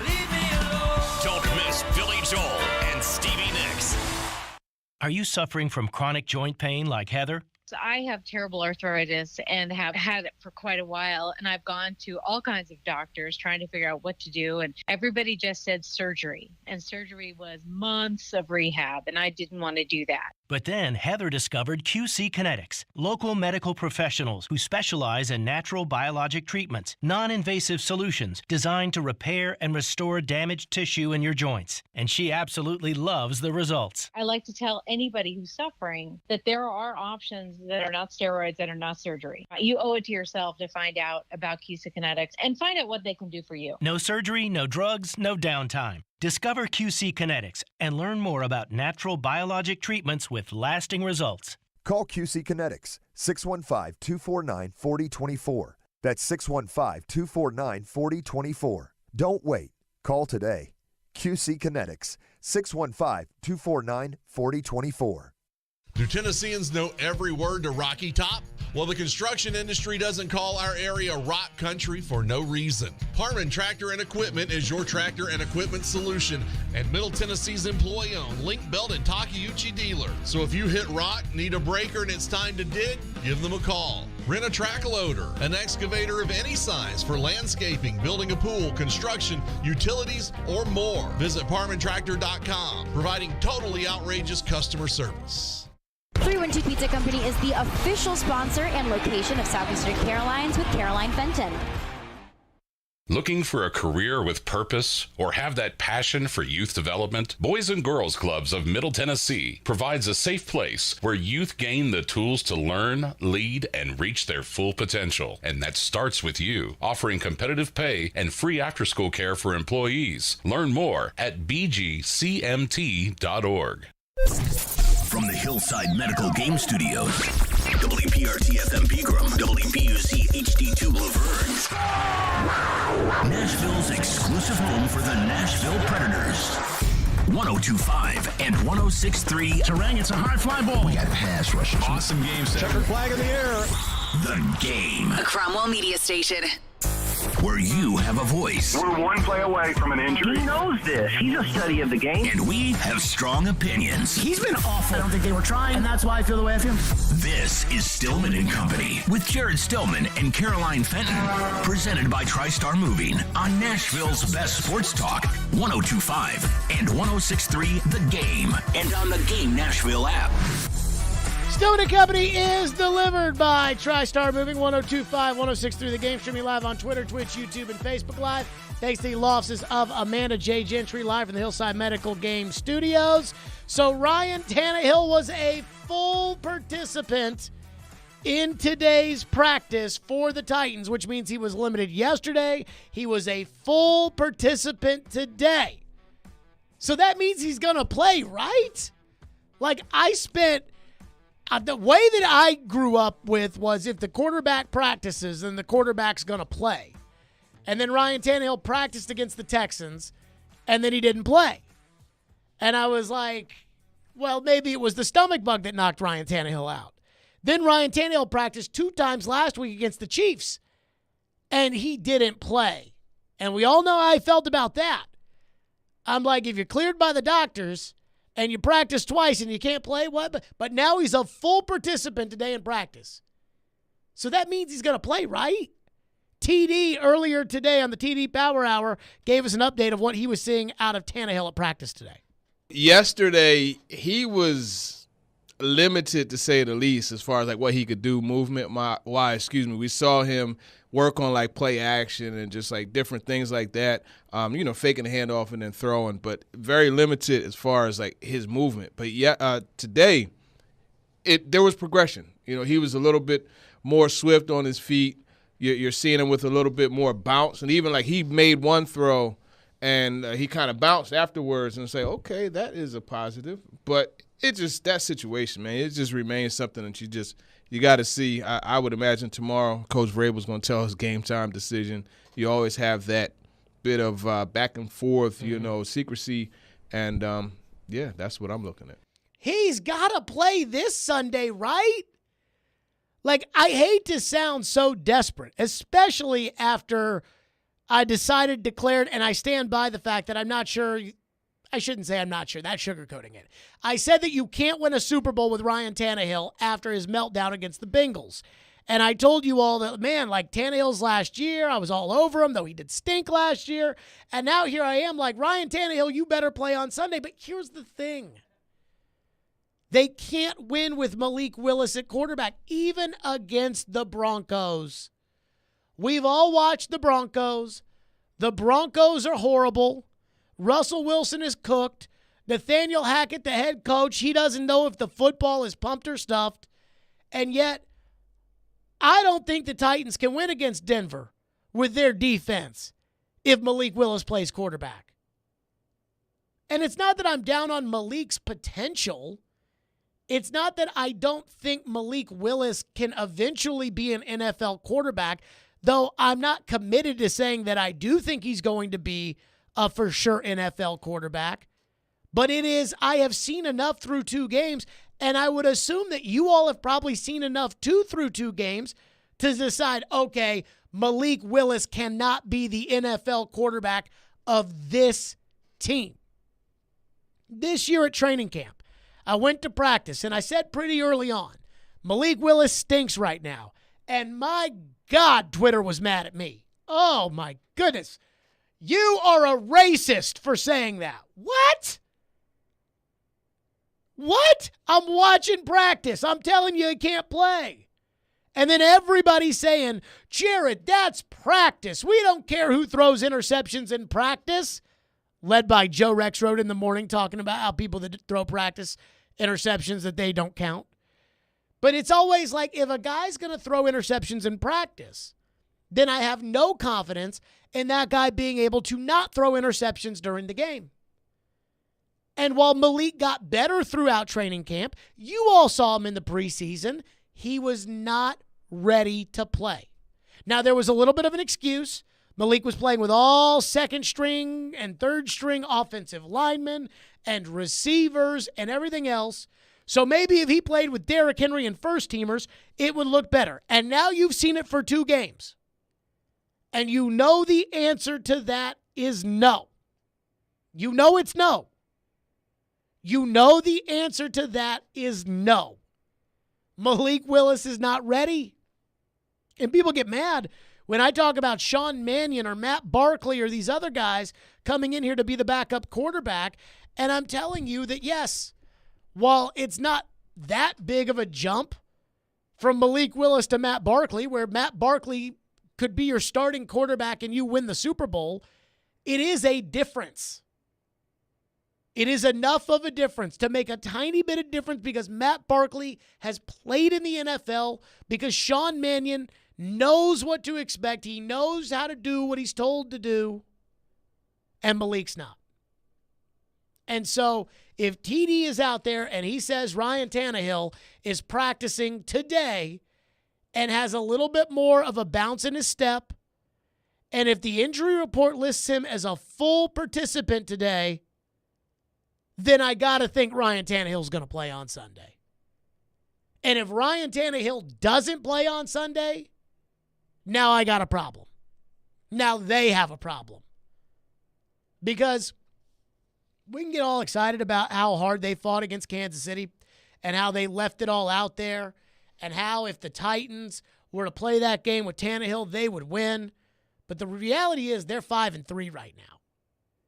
And I know the division stinks, But if you want to keep pace with Kansas City, on the off chance that, like last year, they lose a game at the end of the season like they did against Cincinnati that propelled the Titans to the number 1 seed, you got to keep pace. And you got to keep pace by beating teams like the Broncos that aren't very good. And the Broncos are awful. But you can't do it with Malik at quarterback. Todd Downing was asked 2 questions about Malik Willis today. And I would say both of these bothered me a little bit. And I'm not a huge Todd Downing fan, but I did think that Todd Downing, contrary to what you all think, I did think that Todd Downing called a good game on Sunday night. I understood what he was doing. I thought it made sense. I thought he put guys in position to succeed. And quite frankly, Malik just couldn't come through because he's not ready. But Todd Downing was asked about Malik's improvement.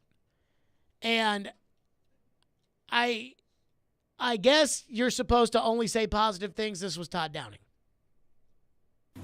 Malik is from start 1 to start 2 as far as where he improved and areas he could still get better. Yeah, I think things slowed down for him, from the Houston game into Kansas City. I think he processed a little bit cleaner.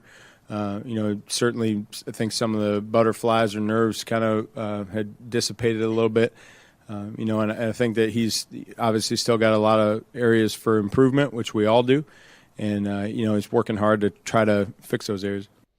Did I see a big improvement from week 1 to week 2? He talked about the game slowing down for him in the 2-minute drill when he panicked and didn't throw the tight end screen.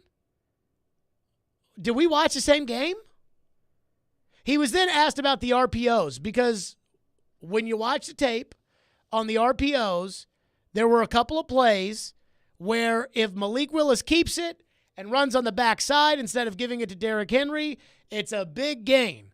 There's an RPO where it's 3rd down and 5, and they've got 2 outside backers on the edge, and Malik, instead of handing it to Hilliard, who would have walked right up the middle for the first down, keeps it, gains 3 yards, doesn't get the first down. I didn't think the RPOs were great for Malik Willis. Here's what Todd Downing said. Was he with the zone read stuff, and how much stress did you see that putting on a defense? Yeah, I thought it was good. We ran a couple of those in Houston as well without as much return on the investment. But I thought he did a nice job with his reads, making the proper reads in Kansas City. And we had the one that was called back due to the penalty on Cody. But a couple of opportunities, explosive plays there. So it's always nice to be able to put extra pressure on the edge of the defense. Guys, Malik Willis had 40 yards. Talking about, I thought he was great. The Houston game, we didn't get the return on investment. But in this game, it was fabulous. He was fabulous. It was awesome. He was awesome. Guys, Malik Willis had 40 yards. Now, I am not one to tell you that Malik Willis can't play in the NFL because it's going to take time. Regardless, he's not a finished product. He's not close to being a finished product. But the way that everybody talks about the way Malik played and the way that I feel about how Malik played just don't seem to add up. I saw the Titans Twitter handle the other day. They posted a story. Jim Wyatt has a story that Ryan Tannehill looks to return to practice. Will he go against the Broncos? And I'm looking at what people are saying in the replies. And it's like, you know what? I'd rather give Malik the start this week against the Broncos. I'm like, what? Oh, you people. If that's where Todd Downing's going to sit there and talk about, he's improved. It slowed down for him. Much better than the Houston game. Oh, the RPOs. Great return on investment. 40 yards on 8 carries. That's really Lamar Jackson right there. If that's what's acceptable, then he needs to not play. And yet people on Twitter, I'd rather see what Malik can do with a healthy Traylon Burks in there. Did you not watch the preseason? Because Traylon Burks played in that too. It wasn't pretty. Tannehill needs to play. 615-737-1025 is our phone number. We'll get to your phones. 615-737-1025. Plus, I love TD with all my heart. He's telling me not to do it. but I'm just not there yet. We'll get to that coming up next. 615-737-1025 if you want to join the program. Hey, this Sunday following the Titans game, tune in for the post-game show with Jonathan Hutton and Chad Withrow, live from the Superbook Lounge in Landshark Bar and Grill, Margaritaville on Broadway. The post-game show is brought to you by Renter's Warehouse, Two Rivers Ford. Custom order your new Ford from Two Rivers Ford, and Superbook Sports. Go to the #1 sportsbook in Vegas. Download their app today. The college football season never stops. ESPN college football analyst Trevor Manich joins Stillman and Company every Tuesday at 4:30. They've got to do what Nick Saban in Alabama has done so successfully over the last 10 years. Presented by Houston Clinic Orthopedics on Nashville's best sports talk, 102.5 and 106.3 The Game and the Game Nashville app. Attention hockey fans, come see Northeastern and Western Michigan face off at this year's Music City Hockey Classic in a matchup of two of the NCAA's top 20 ranked college teams at Bridgestone Arena Friday, November 25th, 6:30 p.m. Get your tickets today at Ticketmaster.com. Let the puck drop and the excitement begin. Northeastern Huskies versus the Western Michigan Broncos in Nashville, November 25th. Hey, Robbie Stanley here. Now's the perfect time to download FanDuel, America's #1 sportsbook, because right now new customers get a no-sweat first bet up to $1,000. That's free bets back if your first bet doesn't win. All you got to do is sign up with promo code ROB. It's been a great year in the NFL so far. My beloved Packers are bad. I would think about voting against them and betting against them every single time. And the Titans just continue to be impressive week after week. Titans and Broncos coming up on Sunday. I'd go with the Titans in that game, but you take it any way you want to take it. All on an app that's safe, secure, and super easy to use. Make sure you sign up today with promo code ROB for your no-sweat first bet. Once again, that promo code is ROB. Make every moment more this season with FanDuel, official sportsbook partner of the NFL. You must be 21 or older and present in Tennessee. First online real money wager only. Refund issued as non-withdrawable free bets that expire in 14 days. Restrictions apply. See terms at sportsbook.fanduel.com. Got a gambling problem? Call the Tennessee Red Line at 1-800-889-9789. Over the years, more men have started to seek help for hormonal deficiencies and imbalances. And Dr. Jeffrey Lodge and wife Daphne, along with their experienced staff, give men the treatment required to improve your quality of life, improve your immune system, energy level, cognitive function, and more. There's no better time to achieve a healthy lifestyle. What are you waiting for? Give Cool Springs MD a call today for an appointment at 615-486-3458 or visit our website at coolspringsmd.com.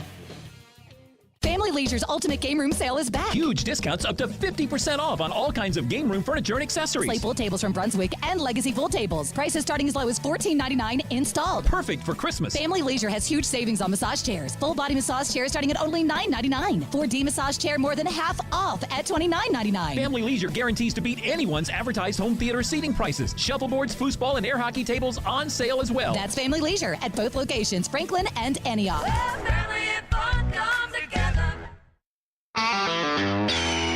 This is for the men who never settle, the ones who believe only quitters end a game in a tie, the type of guys who choose the bar with the biggest TVs to overcompensate for theirs at home. This is the Lodge mentality. This is Twin Peaks. Did somebody say flatbreads? If you haven't already, you need to get to Twin Peaks and try out their new in-house made flatbreads. 4 options including the Hottie Jalapeno Popper, Hawaii 5-0, the Italian, and the OG Pepperoni. Ask your Twin Peaks girl for more details and availability. We want to hear from you. Thanks for taking the call. Join the conversation. Call or text at 615-737-1025. Driven by WilsonCountyHyundai.com. You're listening to Stillman and Company. Sounds like this has been a game-changing day for all of us. Presented by TriStar Moving on 102.5 and 106.3 The Game and on the Game Nashville app. Vrabel has always credited Tannehill's toughness, and I do wonder if Vrabel was disappointed about Tannehill not being able to go. Let me tell you something. Stop it right there. If there's one thing you cannot question about Ryan Tannehill is his toughness. I'm doing it a little bit. Nah, don't. Stop it. Have you seen the last year there was a game, right? I forget which – I think it was Indianapolis. I don't remember. On the road at Indy. On the road at Indy. Yes. I remember this man – it looked like he broke his jaw. He walked off walked away from the podium, He tried to turn. He tried to turn and look. It was like, you know how Batman turns around and got to use his whole torso to turn around? That's what he had to do. And he took a whooping. But he does that all the time and bounces back. Who has the record for most consecutive games started for this franchise? It is him. Right. Don't do that. You cannot question that man's toughness. That was TD, who I think was speaking for the text line earlier today, when I just said, look, going into this ankle injury with Tannehill, I thought he was one of those dudes that just played every game. And I do remember the Colt game, and I remember Derrick Henry broke his foot. Something happened to Tannehill. Vrabel meets with the media after the game's over, and then the media waits and waits and waits. And the only guys that come out to the podium after a road game are Tannehill and Henry. Everybody else is inside the locker room. And so they're waiting and waiting. And I don't think the locker room was open last year because it was COVID. So they're just waiting and waiting. And finally, Tannehill comes out. Then they said that Henry wouldn't come out. And obviously we know why, because Derrick Henry broke his foot. But Tannehill was up there at the podium. He was like clenching his jaw, and he was moving it around in different directions. And he was like trying to feel his jaw and see if it's... And clearly he was hurt and was asked about. I was like, I'm fine. And I was like, that is a tough man right there, Ryan Tannehill. But now, I just keep adding up this ankle injury, and it's like, how bad could this ankle injury be if it's not a high ankle sprain? If surgery was never an option, like the tightrope surgery that Cedric Tillman had at Tennessee on his ankle, how bad could this ankle be?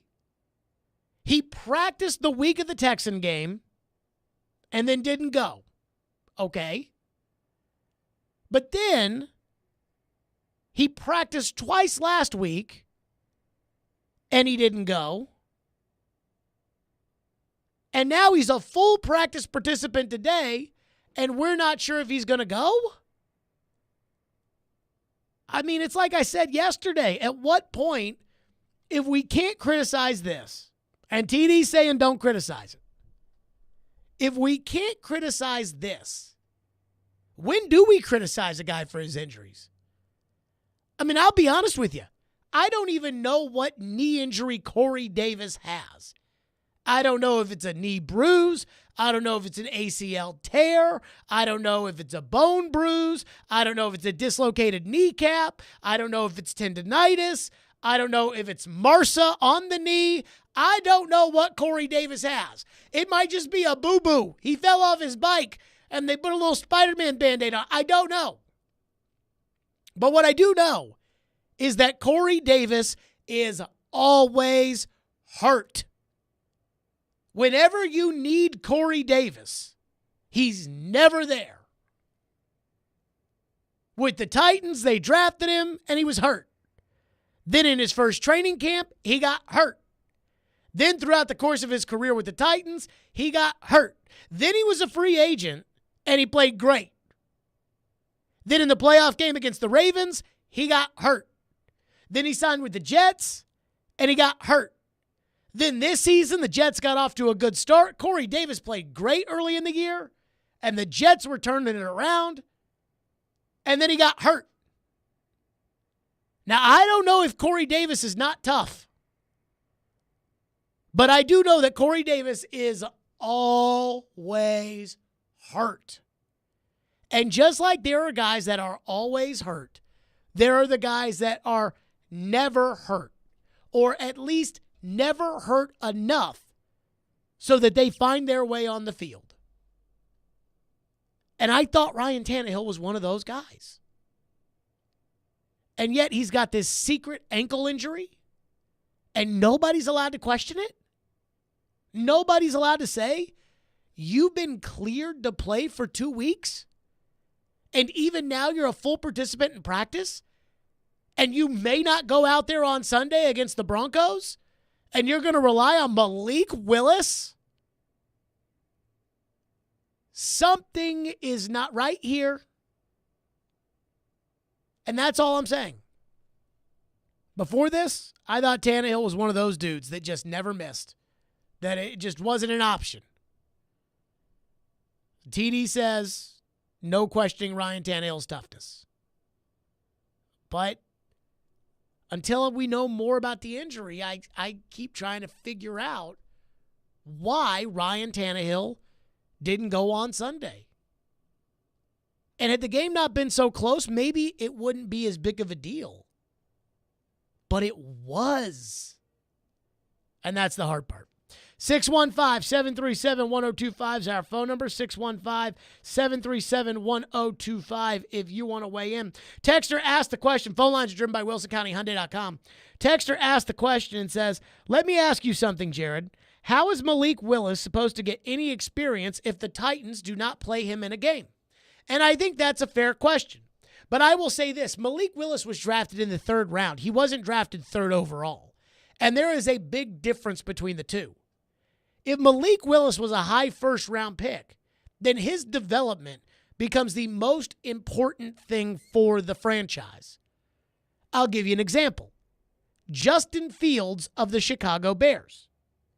Now, I saw the Bears have won some games lately.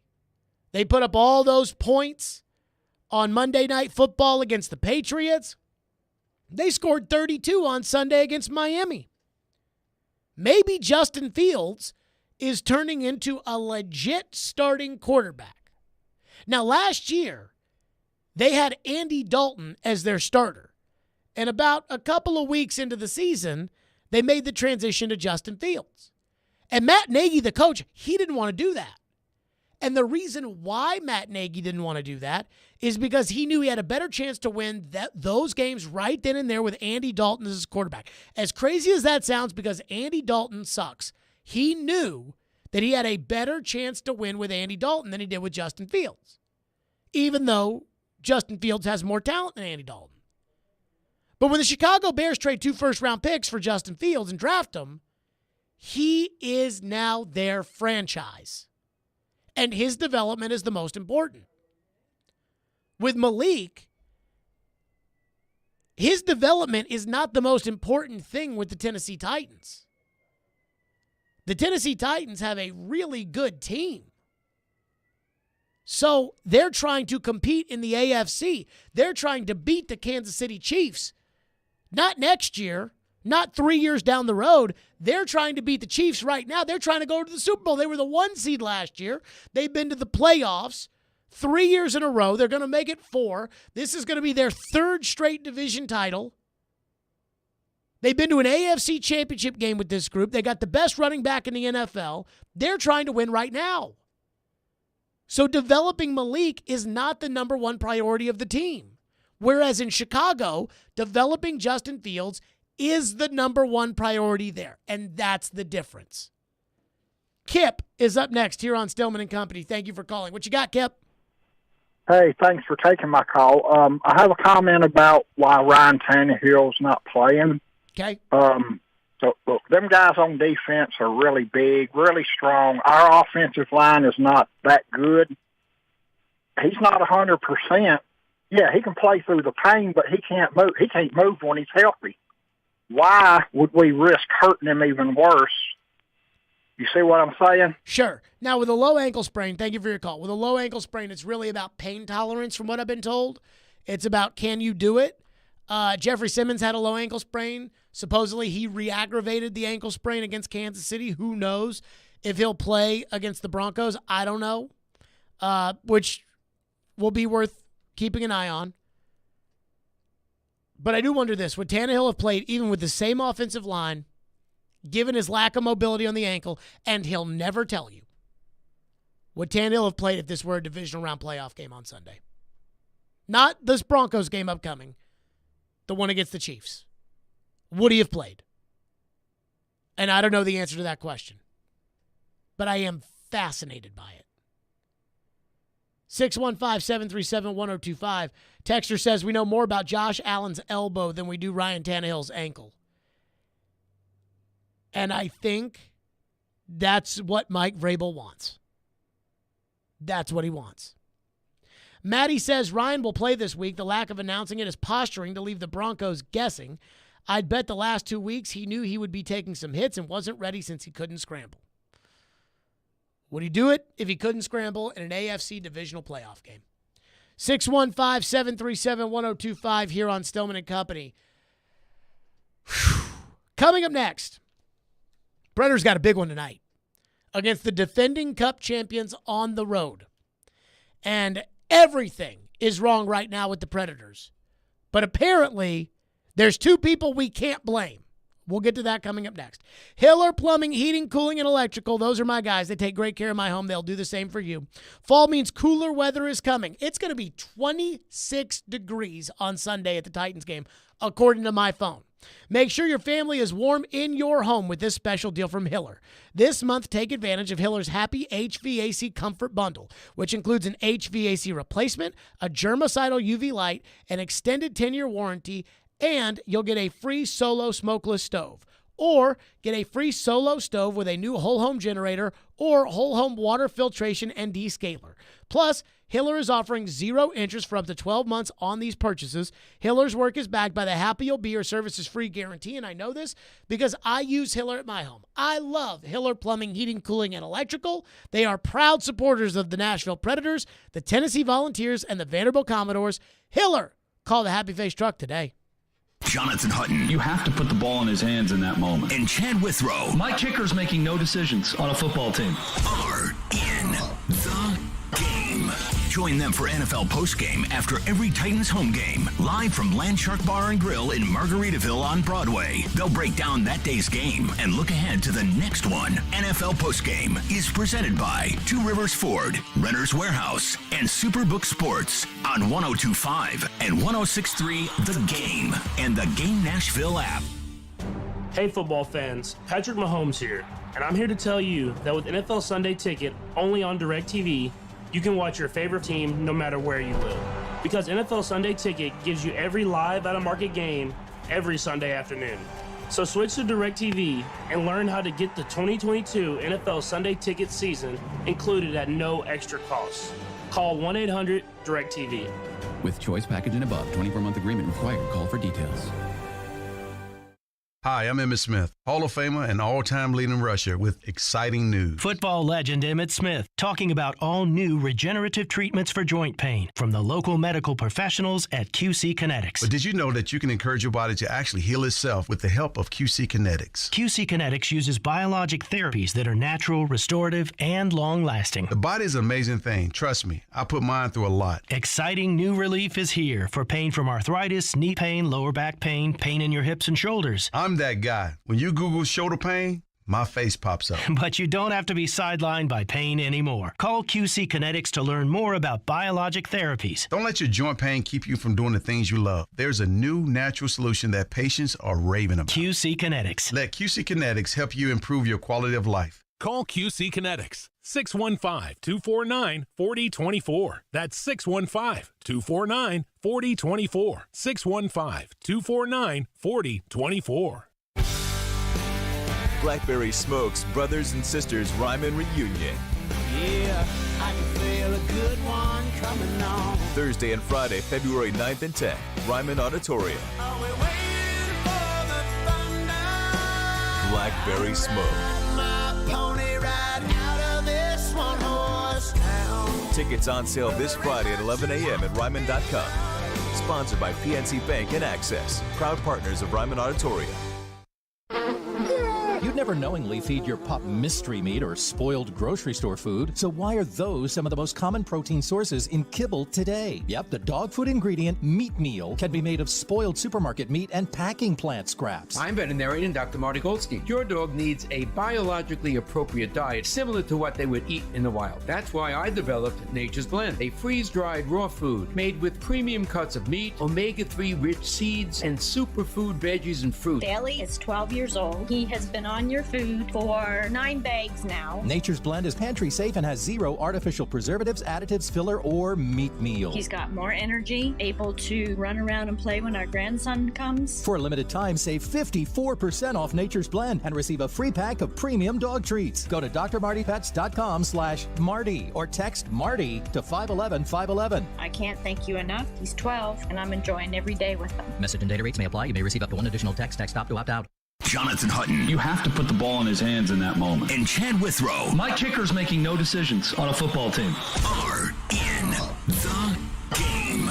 Join them for NFL postgame after every Titans home game. Live from Landshark Bar and Grill in Margaritaville on Broadway. They'll break down that day's game and look ahead to the next one. NFL postgame is presented by Two Rivers Ford, Renter's Warehouse, and Superbook Sports on 102.5 and 106.3 The Game and the Game Nashville app. Hey, this is Philip Forsberg. You're listening to Nashville's best sports talk, ESPN 102.5 The Game. Big one tonight for the Predators, taking on the defending Stanley Cup champion Colorado Avalanche. Hal Gill will join us in a little bit. The Preds have not been very good. Ian, does Hal know that I'm about to yell at him? I don't know if I was very specific necessarily about that, but I'm sure he could take it. He's played in the NHL. He's fought up some tough guys before. I bet Hal knows I'm coming for him. Because last week they were just misfiring, and then all of a sudden, it is what it is. So Elliot Friedman, hockey insider, Hockey Night in Canada, was on with the Midday Show. And kudos to Caroline, because she's hosting the Midday Show today, and she asked him about David Poile. Because the way, anytime you talk about David Poile with a hockey person outside of Nashville, it's like, oh, David Poile. I mean, he is just the greatest. And you talk to people in Nashville, and it's like, man, we haven't won anything since 2018. The drafting's not good. They're signing guys. They're not good. They haven't drafted and developed any high-end forwards. I mean, the truth of the matter is, I forget what the Adam Vingan poll, but wasn't it like 83% of the people are ready to move off of Poile? Sounds about right. Okay, so this is what Elliot Friedman said about David Poile today on the Midday Show. The thing that's really interesting to me about this reaction in Nashville so far this year is that last year, everybody thought the team was going to be a disaster, and it overachieved. Now, I don't think you guys were beating Colorado in the first round anyway. They're simply too good, as they proved. But any chance you had was nuked the moment that Saros got hurt at the end of the regular season. So, but I look at last year and I say, okay, I remember I was answering a lot of these same questions at the beginning of last year, and that team kind of, they overachieved or they did better than expected. And then he got Forsberg signed, and I thought it gave them a little bit of breathing room. I guess not. I don't like the way they've played this year. They've been way too loose. Some of their top players who performed extremely well last year haven't been there yet. But I don't look at this and say this is solely on the coach or the general manager. I'm looking at a team that is in a lot of ways the same as they were last year with a couple of key additions. And I'm looking at this and saying, I don't get why it's so much worse than the way they were going last year. I do agree, though, if they don't start going soon, it's a nightmare because it's very hard to catch up in this league with the single point you get for losses. Okay, let's start with this. First off, the idea of, last year they were supposed to be so bad and they weren't. Nobody told me that.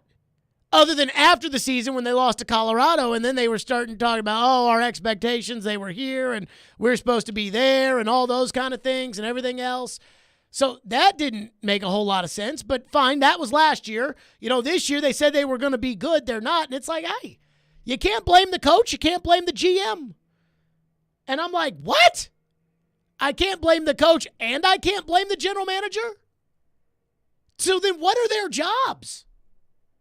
Why are all the hockey people like, oh, yeah, the whole team has to play better? Think about it this way. The young players. Cody Glass keeps getting scratched. Alexander Carrier keeps getting scratched. Dante Fabro keeps getting moved down. Eeli Tolvanen keeps getting scratched or moved down. Philip Tomasino's in Milwaukee. So the young guys, they're not playing well. The highly paid guys, they're not playing well. The additions, Ryan McDonough, he's a third-pair defenseman right now. He's awful right now for this team. And the goalie's not playing well. So the goalie's not playing well. The young guys aren't playing well. The top guys aren't playing well. The new additions aren't playing well. And the goalie's not playing well. So basically, nobody's playing well.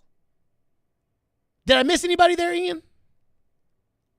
Forsberg's playing well. Okay. So almost everybody except for Forsberg's not playing well.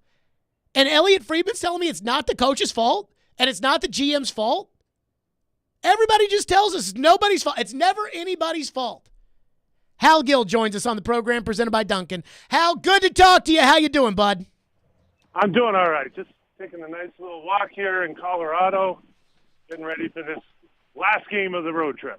Hal, if this team doesn't win this game tonight, I am going to be – I think I'm getting to the point now where I'm not even surprised anymore. After what I saw Thursday, I know they came back against Vancouver, but that first period was a disgrace, and that Vancouver team is terrible, and they get smoked by Vegas on national TV. How much longer until we look at this team, Hal, and go – they're just not very good. You know what? I think there's been spurts. They've had bad starts that's been killing them, and it's tough when you're down 3-0, 4-0. That's got to change. And those turnovers that they're costly, and they're jamming them up. But there has been some bright spots of really good hockey. That Calgary game was the best performance they put out all year. I know there's areas of concern that they have to fix, but, it's just a minor tune-up, and then you get a game like Calgary, I think. So, they're hoping for it tonight. Not going to be easy. Jared, you're talking about the Stanley Cup champion Colorado Avalanche, right? You remember them. Oh, yeah. It's not going to be an easy one. But, I think there's a lot of drive in these guys to try to get a winning road trip. You go 3-2 if you get a win here, and that's a good road trip. Aren't they kind of at the point right now where if they don't win tonight, it's kind of like this team is in some deep trouble? I don't think so. I think obviously it comes down to wins. Ultimately, you're judged on wins and losses. But there's got to be some level of honesty with your game, And I think they've had spurts where they've had zone possession time. They've had some good looks. They do need to create more direct scoring chances rather than, hovering around the offensive zone. I like to see them get in there and get a little grittier in the scoring area, but they have done some good things, Jared. So they need to go out and play against a really good team with some high-powered offensive weapons like Rantanen and McKinnon. But I think they need to focus on how they're playing their game, and the wins are going to come. Hal Gill's our guest here, presented by Duncan. Hal, one thing that kind of bothers me a lot, I heard Todd Richards say this on the morning show today, and it really, truly bothered me. And I'll be honest with you, I flipped the game off about 19 minutes into it. It's a 9 o'clock start. It's 4-0 Seattle right out the gate. I'm like, click, off, done. And then I hear Todd Richards on the morning show talk about how he thinks they actually played a good game on Thursday night or Tuesday night. And I'm like, are we watching the same games? And it's honestly, it bothers me that I get a lot of this, from the team where they don't win. And it's like, well, we really liked this. Well, nobody here cares anymore. At the end of the season, it wasn't the sit down with the coach and the general manager, Hal, and them say, you know what, we really want to have 2 good periods a game next season. It was, no, we want to win next season. And right now, they're not putting out a product that gives me faith that they're going to win. And then they're telling us, oh, well, we thought we played a good game. You thought you played a good game on Tuesday night? It got me worked up, Hal. But I think, again, you have to look at what they did on the ice. If you're breaking down that Seattle game, it's a bad goal let in by UC Saros. He doesn't let those in. That was odd. That's not him. That's so that's a bad goal. McDonough had a bad turnover. Bad. Niederreiter had a bad turnover. And so that's 3 plays right there that were individual plays that weren't good, that you're down 3-0. And you go, okay, well, as a coach, is that a bad game? I mean, yeah, ultimately you lost. You got to get rid of those plays. You got to make that save. You got to make sure that puck is out of your zone. But as a coach, and what Richard's is saying is, you know, you don't just go and start beating the boys down because they played this awful game.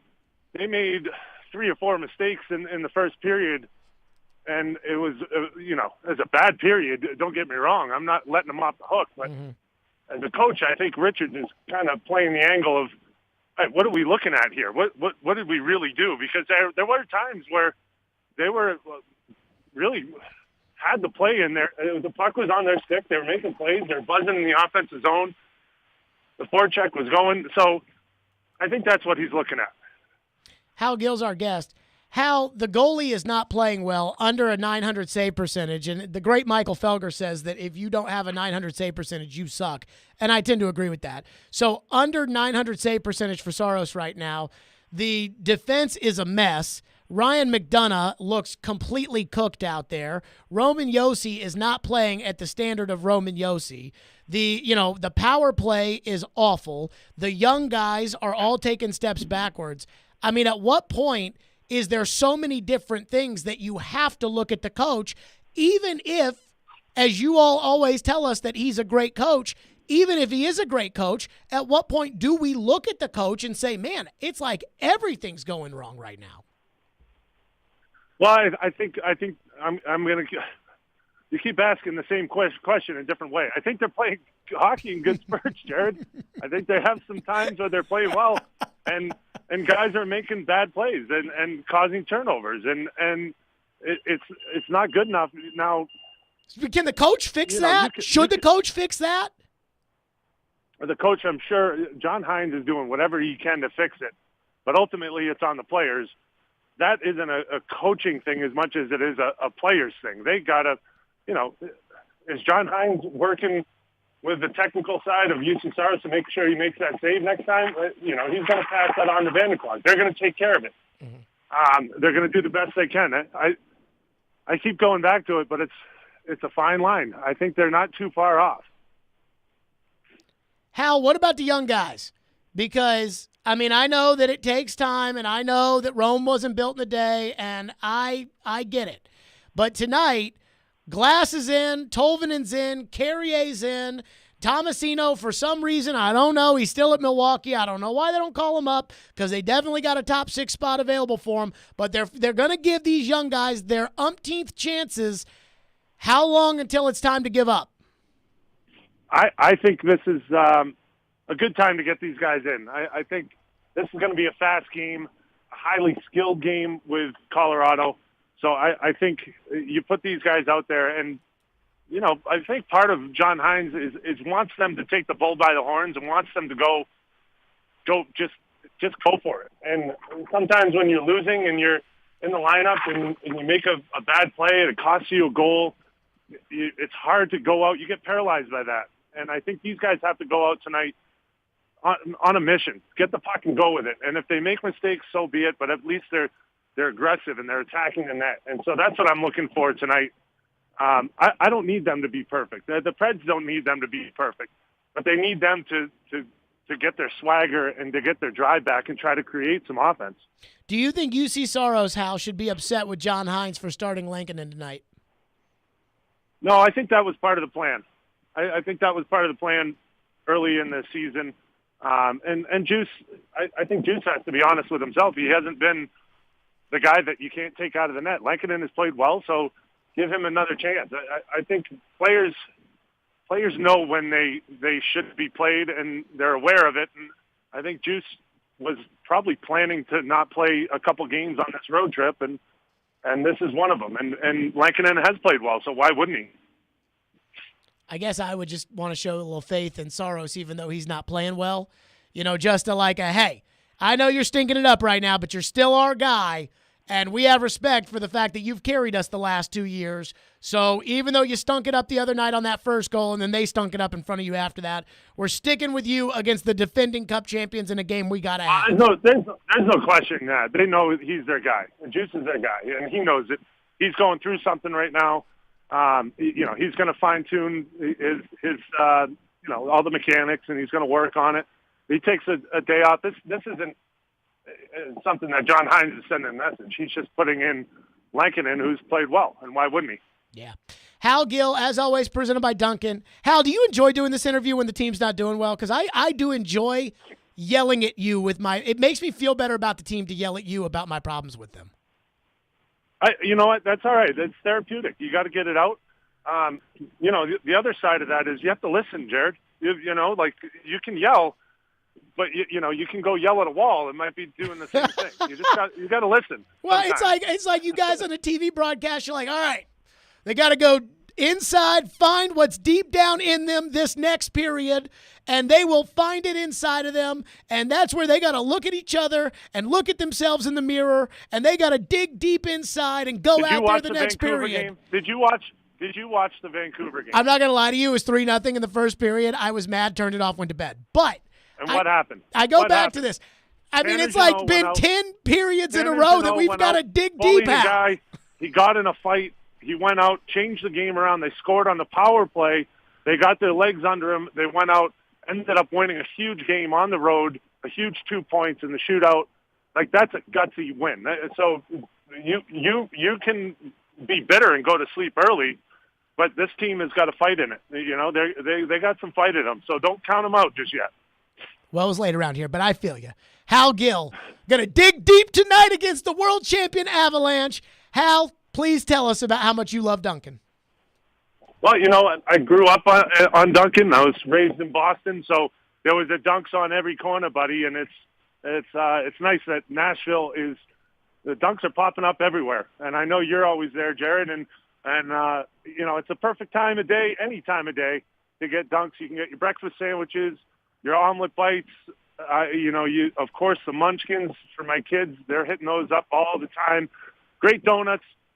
Great winter options if you like your lattes and all your spices.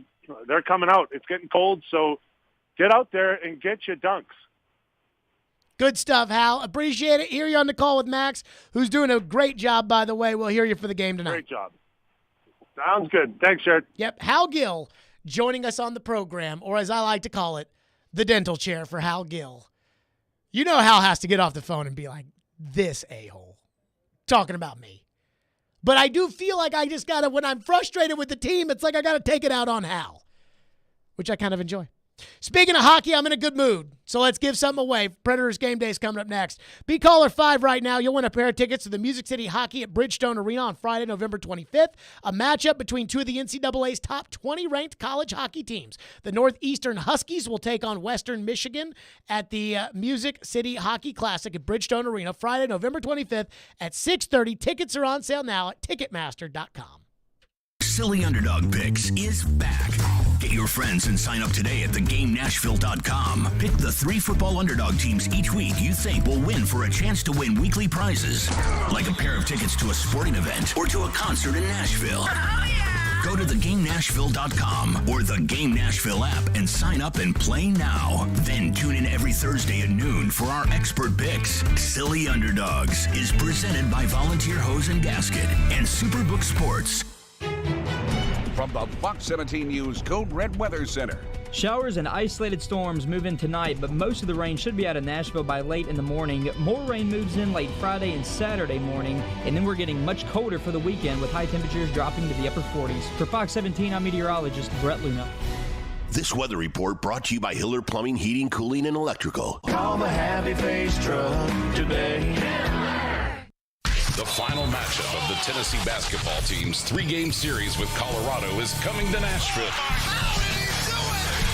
Don't miss the Tennessee Volunteers versus the Colorado Buffaloes at Bridgestone Arena Sunday, November 13th. Be there to witness your Volunteers in action as they look to run their all-time record against Colorado to 5-0. Sunday, November 13th, Bridgestone Arena. Tickets are on sale now at Ticketmaster.com. Presented by Red Cap.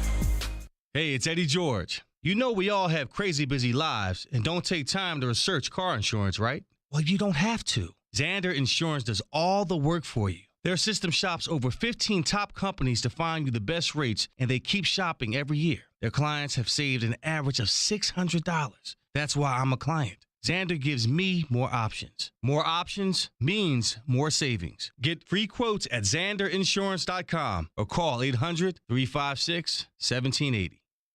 When it comes to sports, it's all happening right now. Hey, it's Chase McCabe. Football, basketball, hockey, and soon enough, the World Cup. And there's no better place to wager on all of that than Superbook Sports. When you sign up, deposit, and wager in the same day, Superbook will give you a bonus up to $1,000.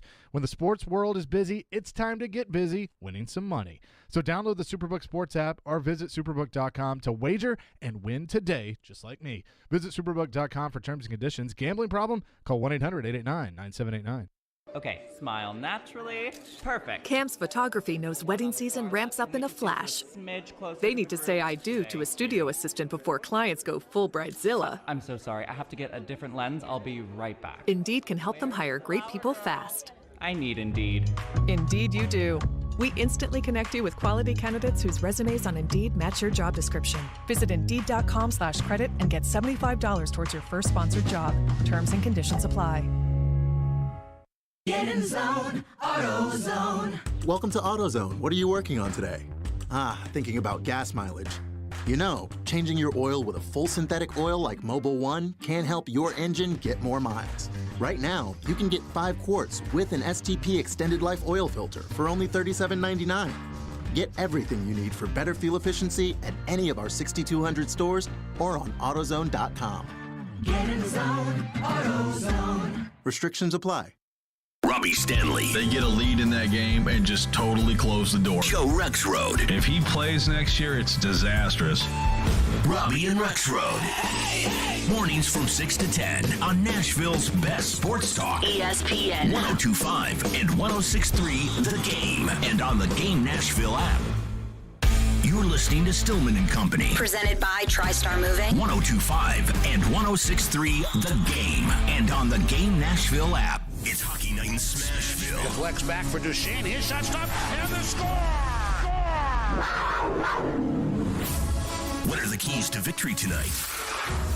What's being said in the locker room? Where do the Preds reside in the Central Division standings? Jared Stillman has the latest now. With Preds Game Day on Stillman and Company. This is Smashville's best sports talk. ESPN 102.5 The Game and the Game Nashville app. Predators Game Day is presented by TJ Anderson Homes of Benchmark Realty. Buying or selling, or even thinking about buying or selling, you got to talk to my realtor, TJ Anderson. TJ's taken care of 2 home purchases for me and done even more for my friends. I've got no hesitation in referring them or you to TJ Anderson and his wonderful staff. TJAndersonHomes.com has great tools like home reports, instant notifications, reports on value and equity, and suggestions on what you can do with the equity, and what's coming soon. TJ Anderson Homes of Benchmark Realty, TJAndersonHomes.com. We start with the coach's take against the defending world champion Colorado Avalanche. Only 6-4-1 for them. The Predators 5-7-1. And the Predators were down to 5-1 by Seattle the other night. Meanwhile, Colorado's won 2 in a row. Here's John Hines on tonight's game. You know, they're a Stanley Cup champion team for a reason. They're deep. They have star power. They have depth of star power. So yes, they have some guys out of the lineup, but they have really strong players in there, and they got depth in their organization, and they're playing some really good hockey right now. And it's going to be tough for the Predators to win, but if they win, they get a winning road trip on what has been just a very eye-opening, both good and bad, road trip for the Predators. Puck drop is at 8 o'clock, which means our pregame coverage begins at 7. My final thought, presented by TJ Anderson Homes. Final thought on Predators Game Day. Predators really got to play tough. This can't be one of these ones where they're down 4-0 in the first period. Cannot see that. Cannot see that tonight. Just can't have it if they want any excitement for when they come home. That's it for us. Max Hers will have the call with Hal Gill. Pregame coverage again starting at 7 o'clock. Right here, ESPN 102.5 The Game.